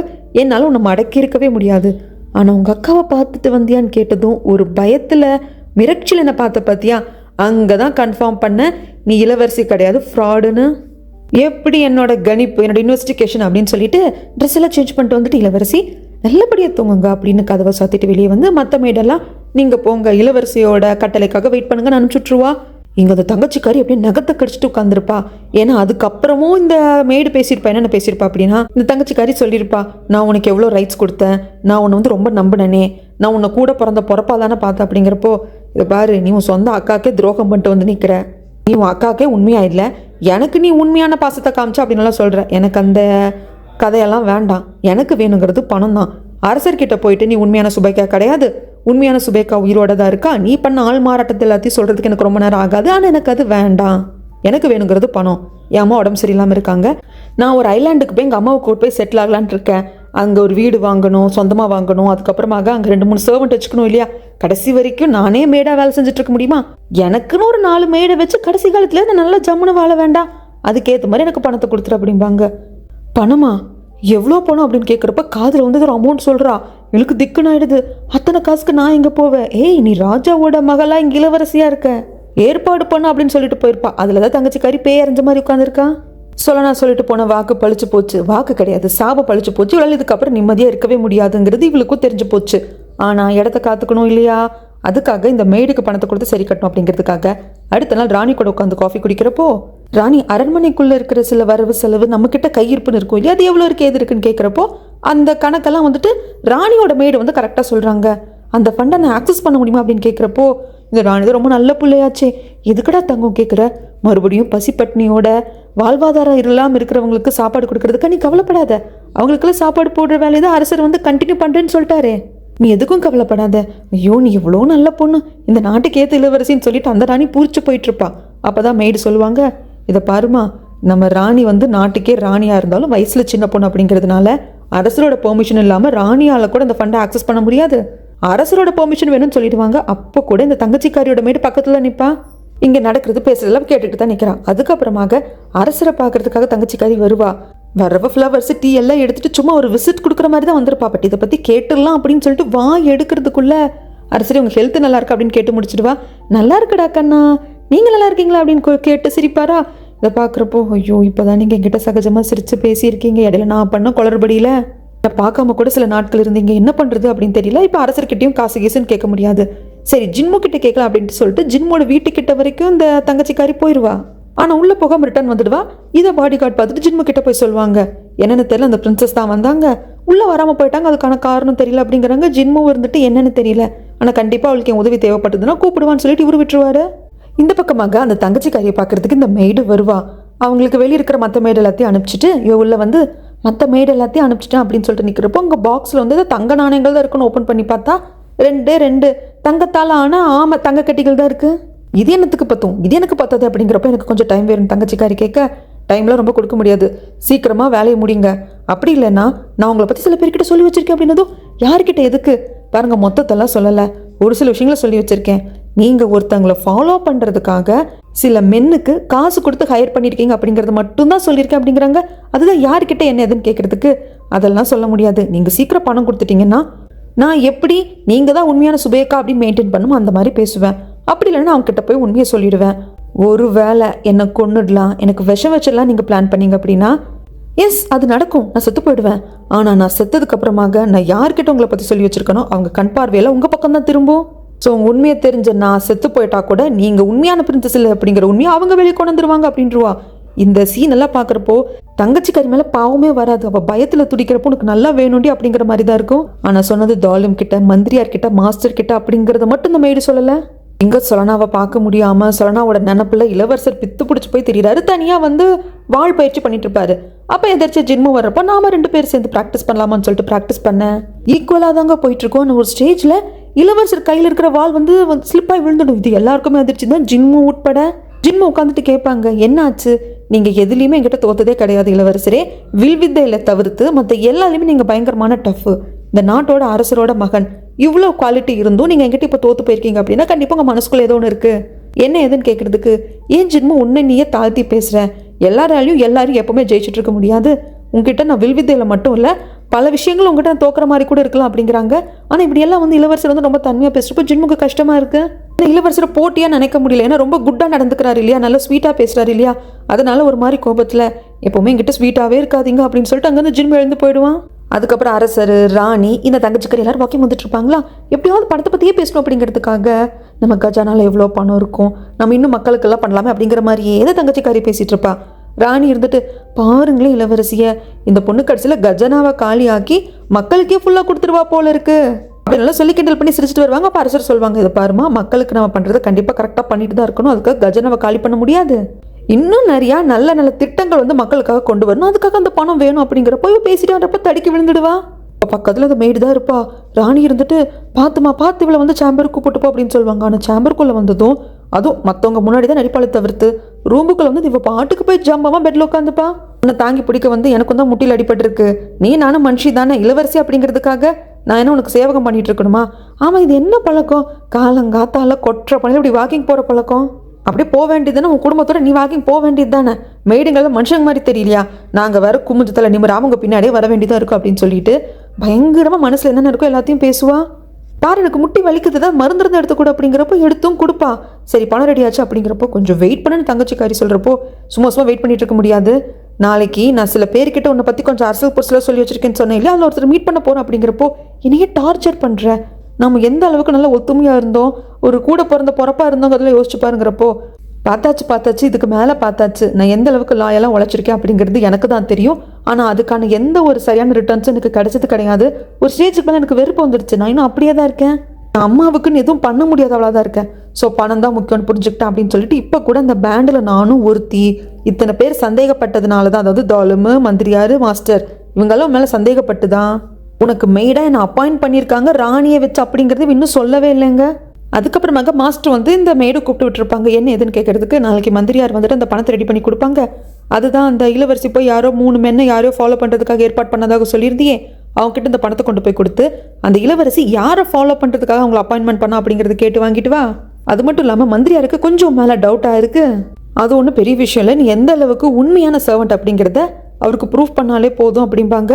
அதுக்கப்புறமா உன் உயிர் தான் முக்கியம், எனக்கு ரொம்ப பயமாக இருக்குது, நீ பாதுகாப்பாக இரு அப்படிம்பாங்க. சரி மாஸ்டர்ன்ட்டு போகிறப்ப மனசுக்குள்ளே நினச்சிப்பா, ஆக்சுவலாக உங்களையும் நான் ஏமாற்ற தான் செய்கிறேன், பட் எனக்கு வேறு வழி கிடையாது, என்னை மன்னிச்சிருங்க அப்படின்னு மனசுக்குள்ளே சொல்லிப்பா. இங்கே இளவரசர் சொல்லலாம் நினச்சி ஃபீல் பண்ணிட்டு இருக்காரு. சொல்லணும் இப்போ அந்த நாட்டுக்குள்ளே போயிருப்பாள்ல, அரண்மனைக்குள்ளே போகிறதுக்கான வேலையெல்லாம் நடந்துட்டு இருக்கலாம் அப்படின்னு சொல்லிட்டு பாடி கார்டு கிட்ட சொல்லிட்டு ஃபீல் பண்ணிட்டு இருப்பாங்க. இந்த பக்கம் பெரியண்ணா வச்சு என்னவோ கிளம்புறாங்க. பெரியண்ணா ஆண்டி விடவே மாட்டேன்னு சொல்கிறாங்க. இல்லை ஒரு முக்கியமான வேலை, நான் போய் தான் தீரணும் அப்படின்னு சொல்லிட்டு கிளம்புறாங்க. இதை பாருங்க, நீங்கள் போனீங்கன்னு திரும்பி வரக்கூடாது அப்படின்னு சண்டை போட்டாலும் பெரியண்ணா அதெல்லாம் கண்டுக்கிறது இல்லை. நான் கண்டிப்பாக சீக்கிரம் ஒர்க்கை முடிச்சுட்டு திரும்பி வந்துடும் அப்படின்னு போகிறாங்க. சின்னண்ணா தான் வந்துட்டு நீங்கள் ஒன்றும் கவலைப்படாதீங்க, நான் தான் அவர் கூட போகிறேன் இல்லையா, இந்த ஒர்க்கை முடிச்சு அவருக்கு ப்ரொமோஷன்லாம் கிடைக்கும் அப்படிங்கிறப்போ எனக்கு ப்ரொமோஷன் எல்லாம் ஒன்றும் வேண்டாம், ஏதோ தப்பாக நடக்கிற மாதிரியே பயமாக இருக்குது அப்படிங்கிறப்போ சின்னண்ணா இருந்துட்டு நீங்கள் எதுக்கும் கவலைப்படாதீங்க, நான் தான் கூட இருக்கல பார்த்துக்கிறேன் அப்படின்னு தைரியம் கொடுத்துட்டு போவாங்க. இந்த பக்கமாக அந்த லீயோட நாட்டில் லீக்கு ஒரு மந்திரி இருப்பார் இல்லைங்களா, அவரை தான் காட்டுறாங்க. இவரை வச்சு தாங்க அரண்மனைக்குள்ளே இவங்களை அனுப்ப போகிறாங்க. அந்த மந்திரியார்கிட்ட இந்த மாதிரி புதுசாக சர்வன்ஸ் எல்லாம் வந்திருக்காங்க அப்படிங்கிறப்போ அங்கே பெரிய அண்ணா சின்னண்ணா நம்ம சொல்லனாவும் இருக்காங்க. ஸோ இந்த வேலைக்காக தான் பெரியண்ணாச்சினாவே அனுப்பிச்சிருப்பாங்க போல இருக்கு. அதுக்கப்புறமாக சும்மா எல்லா சர்வன்ஸையும் பார்க்குற மாதிரி பார்த்துட்டு நீங்கள்லாம் நாளைக்கு வந்து அரண்மனைக்குள்ளே வேலைக்கு போகணும், உங்களுக்கெல்லாம் இங்கே வேலை அப்படின்னு சொல்லி வேலை போட்டு கொடுத்துட்ருப்பாரு. சொல்லனாவை மட்டும் தனியாக கூப்பிட்டு நாளைக்கு நீ அரண்மனைக்குள்ளே வேலை செய்ய போகிறோமா, என்னை பார்த்தா இந்த நாட்டுக்கும் இந்த நாட்டோட அரசருக்கும் துரோகம் பண்ணுற மாதிரி தெரியுதா அப்படின்னு கேட்குறப்போ, இல்லைங்க நீங்கள் நல்ல முடிவு எடுத்திருக்கீங்க, மக்களுக்காக எடுத்திருக்கீங்க, அது உங்கள் நாட்டு மக்கள் நல்லா இருக்கணும் அப்படிங்கிறதுக்காக இந்த முடிவை நீங்கள் எடுத்திருக்கீங்க. ஸோ நான் உங்களை வந்து ஒரு துரோகியால் பார்க்கல அப்படிங்கிறாங்க. சரின்னு சொல்லிடுறாங்க. அடுத்த நாள் இந்த லீ அரசரை பார்க்க வரலான்ட்டு அவன் பயங்கரமாக குடிச்சிட்டு பயங்கரமாக கத்திட்டு கிடக்கிறான். எல்லாரும் போங்க, என் கூட யாருமே இருக்காதீங்க, என் பக்கத்தில் இருக்கிற யாரையுமே நம்ப முடியல, இந்த பணிப்பெண்களை எனக்கு விஷம் வச்சுருவாங்க அப்படிங்கிறப்போ அந்த மந்திரியார் வந்து, அரசரே நீங்கள் பயப்படாதீங்க, அவ்வளோ பயமாக இருந்தால் புது வேலையாட்களை நானே நியமிச்சிருக்கேன் அப்படின்னு சொல்லிட்டு மாற்றுவார். இப்படி சில பணிப்பெண்களை வேலைக்கு எடுக்கிறப்போ சொலனாவையும் ஒருத்தங்களா வேலைக்கு எடுத்துடுறாங்க. அடுத்த நாள் அரசருக்கு வந்துட்டு சர்வ் பண்ணுறதுக்காக பணிப்பெண்களில் ஒருத்தியா சொலனா வருவா. அரசர் கண்ணை கட்டிக்கிட்டு கண்டுபிடிக்க போறேன் அப்படின்னு சொல்லிட்டு பல பெண்கள் கூட விளாண்டுட்டு இருப்பாரு. அப்போ மேடா வந்து சொலனாவை டக்குன்னு ஹக் பண்ணிப்பாரு. ஹக் பண்ணிட்டு நான் கண்டுபிடிச்சிட்டேன் அப்படின்னு சொல்லிட்டு, ஆனால் நீ புதுசா இருக்கியா அப்படின்னு சொல்லி கண்கட்ட ஆகுப்பாரா. ஓ நீ புதுசா வந்திருக்கிற மேடா அப்படின்னு சொல்லிட்டு சொலனா வச்ச கண்ணு வாங்காம பார்ப்பாரு. நீ யாரு என்ன எது அப்படின்னு கேட்கறதுக்கு, நான் புதுசா வந்திருக்கிற பணிப்பெண் அப்படிங்கிறாங்க. அப்போ மந்திரியார் வந்து சொல்லுவாங்க, நீங்கள் தான் பணிப்பெண்கள் மேலே நம்பிக்கை இல்லைன்னு சொன்னீங்க இல்லையா, அதான் நான் மாற்றினேன் அப்படிங்கிறாங்க. உன் பேர் என்ன அப்படிங்கிறதுக்கு சொல்லனா வந்து அவள் பேர் சொல்லனான்னு சொல்ல மாட்டா, காகின்னு வந்து மாற்றிருப்பா. இந்த நாட்டில் ஸ்பையாக இருக்கிறதுனால பேரை மாற்றிருப்பா. அது இல்லாமல் இங்கே நிறைய பணிப்பெண்களையும் புதுசாக எடுத்திருப்பாங்க. அவங்க எல்லாரோட பேரையும் கேட்டு தெரிஞ்சுக்கிறாங்க. அதுக்கப்புறம் இவங்க எல்லாரும் வெளியே வர்றப்போ மற்ற பணிப்பெண்கள் சொல்லனாவை கொஞ்சம் வந்து பேடாக ட்ரீட் பண்ணுறாங்க. ஏதோ அரசரை வந்து உன்னை அவ்வளோ நெருக்கமாக பார்த்தாரு, பார்க்குற பார்வையே ஒரு மாதிரி இருக்குது, இதெல்லாம் சரியில்லை பார்த்துக்கோ, அரசரெல்லாம் நம்ப முடியாது, இன்னைக்கு நீ நாளைக்கு இன்னொருத்தின்னு போவார் அப்படிங்கிறாங்க. ஆனால் சொல்லனாக்கு அந்த மாதிரியெல்லாம் போய் அரசரை மயக்கணுங்கிற மைண்ட் இல்லை. ஆனால் அரசர் எந்த கண்ணோட்டத்தில் சொல்லனாவை பார்க்குறாங்க அப்படிங்கிறதும் நம்மளுக்கு தெரியல. அதுக்கப்புறமாக நைட்டு அரசர் தூங்குற சமயம் அரசருக்கு வேணுங்கிற மாதிரி தண்ணியெல்லாம் கொண்டு வந்து வச்சுட்டு விளக்கணைக்கலாம் அப்படிங்கிறப்ப, விளக்கணைக்காதீங்க, எனக்கு தலையெல்லாம் வலிக்குது, தூக்கம் வரல, யாராவது கதை சொல்லுங்களேன் அப்படிங்கிறாங்க. எல்லாரும் ஓடி தேமே நிற்கிறப்போ சொல்லனா இருந்துட்டு அரசரை நான் கதை சொல்லட்டுமா அப்படிங்கிறாங்க. நீ தானே புதுசாக வந்திருக்கிற பணிப்பெண், ஆமாம் நீ எந்த ஊரை சேர்ந்தவன், இந்த நாட்டுக்குள்ளே எந்த ஊரை சேர்ந்தவன் அப்படின்னு கேட்குறாங்க. இந்த நாட்டுக்கும் நம்ம அரசர் இருக்கார் இல்லைங்களா, அரசர் இளவரசர், அந்த நாட்டோட எல்லை பகுதியில் தான் சொல்லனா உண்மையிலேயே வாழ்ந்திருப்பா. அவங்க பேரண்ட்ஸோட வில்லேஜில் இருந்தாங்க இல்லையா, அது வந்து இந்த ரெண்டு நாட்டோட பார்டர் தான். அதனால தான் அங்கே கொள்ளையர்களோட ஆதிக்கமும் அதிகமாக இருந்தது. அதனால அதெல்லாம் சொல்லனா உண்மையத்தான் சொல்கிறான். சொல்லனா தன் பேரை தான் பொய்யா மாற்றினாலே தவிர்த்து அவள் சொல்கிற கதையெல்லாம் உண்மை. கொள்ளையர்கள் வந்து இவ குடும்பத்தை வந்துட்டு அழிச்சது, தன் தங்கச்சி இழந்தது அப்படின்னு சொல்லிட்டு இவளோட கதையை தான் சொல்கிறான். ஆனால் அந்த கதையில் ஒரு சில பொய், ஏன்னா தங்கச்சி தேடுறதுக்காக அந்த நாட்டுக்குள்ளே போனது பேண்டில் சேர்ந்தது அப்படி சொல்லாமல், என் குடும்பமே இப்படி ஆகிப்போச்சு, நான் பாட்டுக்கு என்னோட வாழ்க்கையை பார்த்துட்டு இருக்கேன், நான் ஒரு அனாதை அப்படிங்கிற மாதிரி அந்த கதையை கொண்டு போயிடுவா. அது மட்டும் இல்லாமல் சின்ன வயசில் தங்கச்சியோட வளர்ந்தப்போ எவ்வளோ காமெடியெல்லாம் நடந்திருக்கும் இல்லைங்களா, அந்த சைல்ட்ஹுட் மெமரிஸ் எல்லாம் ஷேர் பண்ணிக்கிறா. இந்த அரசர் தூங்கியும் போயிடுறாரு. அதுக்கப்புறமாக மந்திரியாரை பார்க்க வர்றப்போ அரசர் வந்து டக்குன்னு நீ சொல்கிற கதையை கேட்குறாரு, உன்னை நம்புறாரு அப்படிங்கிறதுக்காக நீ ரொம்ப சந்தோஷப்படாதமா, இந்த அரசரை நம்ப முடியாது அப்படிங்கிறப்போ எனக்கு நல்லா தெரியும், கவலைப்படாதீங்க, ஒருவேளை நான் பிடிபட்டுட்டேன் அப்படின்னா உங்கள் பேர் வெளியே வராது அப்படின்னு சொல்லிட்டு சொல்லனா வருவா. அந்த சமயத்தில் அங்கே ஒரு செடி வந்து பூ பூத்துருக்கும், வின்டரில் மட்டும்தாங்க இது பூ பூக்கும். அதை இங்கே வந்து பார்த்துட்டு நிற்க இளவரசரும் அந்த நாட்டில் இருந்துட்டு இந்த செடி பக்கத்தில் தான் நிற்பாங்க. இவங்க ரெண்டு பேரும் ஒருத்தர் மாற்றி ஒருத்தர் அவ்வளோ காதலிக்கிறாங்க, எவ்வளோ தூரம் தள்ளி இருந்தாலும் எண்ணத்தால் ஒன்றா தான் இருக்காங்க. அதுக்கப்புறமாக பெரியண்ணா சின்னண்ணாக்கும் வேலை போட்டு கொடுத்துருப்பாங்க, அரண்மனையை கூட்டி பெருக்கிறது, க்ளீன் பண்ணுறது, அந்த மாதிரி இருக்குது. நைட்டு எல்லா மேடுங்களும் தங்கியிருக்கிற இடத்துல தான் சொல்லணும் தங்கியிருப்பாங்க. தூங்கினதுக்கு அப்புறமாக ரகசியமாக யாருக்கோ லெட்டர் எழுதுறா. இந்த நாட்டோட அரசன் லீக்கு வந்து சைல்ட்ஹுட் ஸ்டோரிஸ் எல்லாம் கேட்க பிடிச்சிருக்கு, பட் அவன் இன்செக்யூர்டாக இருக்கான், தன்னை சுற்றி இருக்கிறவங்களும் நம்ப மாட்டேங்கிற அப்படின்ட்டு இவ என்னென்ன டீட்டெயில்ஸ் கலெக்ட் பண்ணியிருக்காளோ அதை எழுதுறா. அதை எழுதி ஒரு ரகசியமான இடத்துல கொண்டு வந்து வைக்கிறான். அந்த இடம் பெரியண்ணா சின்னண்ணாக்கு தெரியும். அதுக்கப்புறம் அந்த இடத்துல யாருக்குமே தெரியாம அதை எடுத்து ஒரு புறாவோட காலில் கட்டி விட்டு தூது அனுப்பிச்சுடுவாங்க. இது தாலும் கையில கிடைக்குது. தாலும் மாஸ்டருக்கும் சொல்லிட்டாங்க, மந்திரியாருக்கும் சொல்லிட்டாங்க, இளவரசரையும் கூப்பிட்டு சொல்றாங்க. சொல்லணும் என்னென்ன எழுதியிருந்தா அப்படின்னா, இந்த அரச லீக்கு வந்துட்டு தன்னை சுற்றி இருக்கிறவங்க மேலே நம்பிக்கை இல்லை, சைல்ட்ஹுட் ஸ்டோரிஸ் கேட்க பிடிச்சிருக்கு, அது மட்டும் இல்லாமல் பெண்கள் விஷயத்தில் வீக் அப்படிங்கிறதையும் அவள் எழுதியிருப்பா. இதெல்லாத்தையும் சொன்னதுக்கப்புறம் இளவரசருக்கு மனசு எப்படி இருப்பு கொள்ளும். சொல்லனாக்க அப்படின்னு ஆரம்பிக்கிறப்போ, இளவரசரே நீங்கள் அவ்வளோலாம் யோசிக்காதீங்க, சொல்லனா பாதுகாப்பாக தான் இருப்பா, பயப்படாதீங்க அப்படிங்கிறாங்க. ஆனால் இளவரசருக்கு மனசே தாங்க மாட்டேங்குது. இந்த பக்கமாக வந்து தங்கச்சிக்காரி தான் காட்டுறாங்க, அவளை வச்சு செய்கிறா இந்த மேடு, இந்த ட்ரெஸ் நல்லா இருக்குல்ல, அது நல்லா இருக்குல்ல, என்ன நகையெல்லாம் ரொம்ப கேவலமான டிசைனாக இருக்குது, நீ எல்லாம் என்ன இளவரசி நல்ல ஒரு நகையை செலெக்ஷன் பண்ண தெரியலையா அப்படின்ட்டு வச்சு செய்கிறா. அப்புறம் இந்த குளோப் மாதிரி இருக்குது எனக்கு கொடுத்துட்றியா அப்படிங்கிறப்போ, இல்லை ஃபஸ்ட் இந்த சேம்பரை எனக்காக டிசைன் பண்ணி கொடுத்தப்போ அரசரும் ராணியும் சேர்ந்து எனக்கு கொடுத்தது அப்படிங்கிறாங்க. இருந்துட்டு போகுது, ஏன் எனக்கு கொடுக்க மாட்டே அப்படிங்கிறப்போ, ஐயோ நீ எடுத்துக்கோப்பா எல்லாம் உனக்கு தான் அப்படின்னு சொல்லிட்டு தங்கச்சிக்காரி அப்படி மனசுக்குள்ளே பொறும்பிட்டு இருப்பா. இந்த பக்கமாக மந்திரியாரை தான் காட்டுறாங்க. மந்திரியார் வந்துட்டு ஒரு இடத்துக்கு வா, அந்த பணத்தை கொடுக்குற அப்படின்னு இருப்பாங்க. இந்த பணம் எதுக்குன்னு தெரியும் இல்லைங்களா? அந்த இளவரசி யாரோ 2-3 பேரை ஹையர் பண்ணியிருந்தான்னு சொன்னேன் இல்லையா? அது எதுக்காக, யாரை ஃபாலோ பண்ணுறதுக்கு அப்படிங்கிறது, இந்த பணத்தை கொடுத்து தெரிஞ்சுக்கோ அப்படிங்கிறதுக்காக இந்த இடத்துக்கு வா பணம் கொடுக்குறேன்னு சொல்லியிருப்பாரு. இவர் பணத்தையும் கொண்டு வந்து அங்கே வச்சுட்டாரு. ஆனால் இங்கே மெய்டு வந்து கிட்டத்தட்ட அந்த தங்கச்சிக்காரியை வச்சு செய்கிற வார்த்தைகளால் சொல்லவே முடியாது. டக்குன்னு இந்த குளோப் மாதிரி இருக்கிறத தூக்கி போட்டுருவா. உடஞ்சிட்டு போகுது என்ன அப்படின்னு சொல்லிட்டு அதை டக்குன்னு வந்து அந்த தங்கச்சிக்காரி எடுத்து வச்சுப்பா. அப்போது அந்த ஃபேமிலி பெயிண்டிங் இருக்கும் இல்லையா, அதை பார்த்துட்டு ஆரம்பத்தில் எனக்கு தெரியல, நீ ஏன் அரசர்கிட்ட அரசர் உனக்கு என்ன வேணுனாலும் கேளுமா அப்படின்னப்போ, அரசர், அரசி, இளவரசர், நான் எல்லாரும் சேர்ந்து ஃபேமிலியாக ஒரு பெயிண்டிங் வரைஞ்சிக்கணும்னு நீ கேட்டேங்கிறது அப்போ புரியல, இப்போ புரியுது. ஏன்னா நீ ஃப்ராடு, அது நாலு பின்ன தெரிய வந்துடக்கூடாது. வரலாறு மிக முக்கியம் அமைச்சரே அப்படிங்கிற மாதிரி வரலாற்றில் நீ தான் அந்த நாட்டோட இளவரசின்னு பதிய வைக்க பார்த்துருக்க. ஒரு வாட்டி உனக்கு ஞாபகம் இருக்கா, உனக்கும் ஜின்முக்கும் ஒரு பிரச்சனை வந்தது. அப்போ ஜின்மு நீ ரொம்ப இலக்காரமாக சொன்ன, நான் ராயல் பிளட்டு, நீ எல்லாம் முன்னாடி ஒன்றுமே இல்லைன்னு சொல்லிட்டு. ஆனால் நல்லா யோசிச்சுப்பாரு, அதெல்லாம் சொல்கிறதுக்கு உனக்கு நான் கூசலை. உங்ககிட்ட அந்த ஹேர்பின் இருந்தது, உங்கள் அம்மா சாவோட ஹேர்பின், அது இருந்து கொண்டு வந்து கொடுத்ததுனால நீ இளவரசி ஆயிட்ட. அது என்கிட்ட இருந்து நான் கொண்டு வந்து கொடுத்துருந்தா நானும் தான் இளவரசி ஆயிருப்பேன் அப்படின்னதும் இது தங்கச்சிக்காரியை பயங்கரமாக ட்ரிகர் பண்ணிடுது. அவள் என்ன பண்ணான்னு தெரியலங்க, இந்த மெய்டு பேயரைஞ்ச மாதிரி பாப்பா. அப்படியே சீனை கட் பண்ணி இந்த இளவரசியோட சேம்பர் காட்டுவாங்க. உள்ளிருந்து ஆண் ஒரு சத்தம், உள்ளே காட்டினா அந்த குளோப் மாதிரி இருக்கும் இல்லைங்களா, அதில் ரத்தம் படிஞ்சிருக்கு. மெய்டு அப்படியே தள்ளாடின மாதிரி நிற்கிறா. இந்த தங்கச்சிக்காரி, இதை பாரு, நான் ஒன்றும் ஸ்லேவ் கிடையாது, நான் ராயல் பிளட்டு, நான் ராஜாவோட மகள், இந்த நாட்டோட இளவரசி, நான் தான் சுபேகா, புரிஞ்சுதா? என்னென்ன ரொம்ப கேவலமாக பேசுகிறா அப்படிங்கிறப்போ அப்படியே தள்ளாடிட்டு இருந்த மெய்டு கழுத்தை தொட்டு பார்க்குறா. நல்லா தலைப்பக்கமே அடிச்சிட்டா போல இருக்கு. அப்படியே இந்த ரத்தத்தை தொட்டு பார்த்துட்டு, இதை பாரு, நான் தான் சொன்னேன்ல என்னோட உயிருக்கு ஏதாவது ஆபத்து அப்படின்னா நீ சேஃப் கிடையாதுன்னு சொன்னேன்ல அப்படின்னு அப்படியே சொல்லிட்டு விழுந்து செத்துருவா. இந்த பக்கம் இந்த பொண்ணு வருவா, காசு கொடுக்கலாம் அப்படின்னு சொல்லிட்டு மந்திரியார் வெயிட் பண்ணிகிட்டே இருந்தால் ரொம்ப நேரம் வெயிட் பண்ணிட்டே இருந்திருப்பாரு. அந்த பொண்ணு வரல அப்படின்னதும் சும்மா காசை வச்சுட்டு போக முடியுமா, அதை எடுத்து வச்சுக்கிட்டு அங்கேருந்து கிளம்பிடுவாரு. ஜின்மா அந்த பக்கமாக தான் வந்திருப்பாரு. என்னடா சவுண்ட் அப்படின்னு கேட்டு வந்து பார்க்குறப்போ வெளியே தான் எல்லா மேடும் இருப்பாங்க. நீங்களாம் என்ன வெளியே பண்ணுறீங்க அப்படிங்கிறப்போ, இல்லை இளவரசி தான் எங்களை வெளியே போக சொல்லிட்டாங்க அப்படிங்கிறாங்க. ஜின்மு உள்ள வரப்போ அவங்கள தடுத்து நிறுத்துவாங்க. இல்லை போகாதீங்க, இளவரசி அனுமதி கொடுக்கலன்னு சொல்லிட்டு அதையெல்லாம் மீதி தான் ஜின்மு போவார். அங்கே போய் ஓப்பன் பண்ணி பார்க்குறப்போ அவன் மூஞ்சிலையும் ரத்தமெல்லாம் தெரிச்சிருக்கும். ஜின்மு அப்படிங்கிற சமயத்தில் ஜின்முக்கு என்ன பண்ணுறதுன்னு தெரியாது. ரூம்குள்ளே வந்துட்டு கதவை சாத்திட்டு தள்ளாடி விளர்ந்து தங்கச்சிக்காரி உட்கார வச்சுட்டு அந்த மெய்டை போய் பார்க்குறாரு, உயிர் இருக்கா என்னன்னு சொல்லிட்டு. உயிர் இல்லை, அந்த பொண்ணு இறந்து போயிட்டா. உடனே அங்கே இருக்கிற ஒரு துணி எடுத்து அந்த டெட் பாடியை மூடி வச்சுட்டு கீழே இருக்கிற ரத்தத்தெல்லாம் தொடச்சிட்டு இந்த குளோபில் இருந்த ரத்தத்தை எல்லாத்தையும் தொடச்சி வச்சுட்டு, இளவரசி நீங்கள் உடனே போய் இந்த ட்ரெஸ்ஸில் சேஞ்ச் பண்ணிக்கணும் அப்படின்னு சொல்கிற சமயத்தில் ஜின்மு, நான் என்ன பண்ண அப்படிங்கிறாங்க. இப்படி உங்களை அட்டன் பண்ணுறதுக்கு எந்த ஒரு மெய்டெல்லாம் வெளியே நிற்க வைக்கக்கூடாது அப்படிங்கிற சமயத்தில் ஆக்சுவலாக மந்திரியாருக்கு லைட்டாக டவுட் வருது. இந்த பொண்ணு, அதாவது இந்த இளவரசியோட மெய்டு நம்மளை பார்க்க வரேன்னு சொன்னாலே வரலையே, சரி என்ன ஏதுன்னு சும்மா ஒரு விசிட் அடிக்கலாம் அப்படின்னு சொல்லிட்டு அந்த சேம்பருக்கே வருவாங்க. இளவரசி, நான் இந்த மாதிரி மந்திரியார் வந்திருக்கேன் அப்படிங்கிறப்போ உள்ளிருந்து ஒரு பணிப்பெண் வந்து, இளவரசி தூங்கிட்டாங்க, சீக்கிரமாக தூங்கிட்டாங்க, லைட்டாக டிஸ்டர்பன்ஸ் இருந்தாலும் எழுந்துப்பாங்க, எதாக இருந்தாலும் நான் காலையில் வேணால் நீங்கள் வந்துட்டு போனீங்கன்னு சொல்கிறேன் அப்படிங்கிறப்போ இவருக்கு ஒன்றும் சந்தேகம் வரதில்ல, மந்திரியார் வந்துடுறாங்க. இதெல்லாம் செட்டப் பண்ணது ஜின்மு தான்.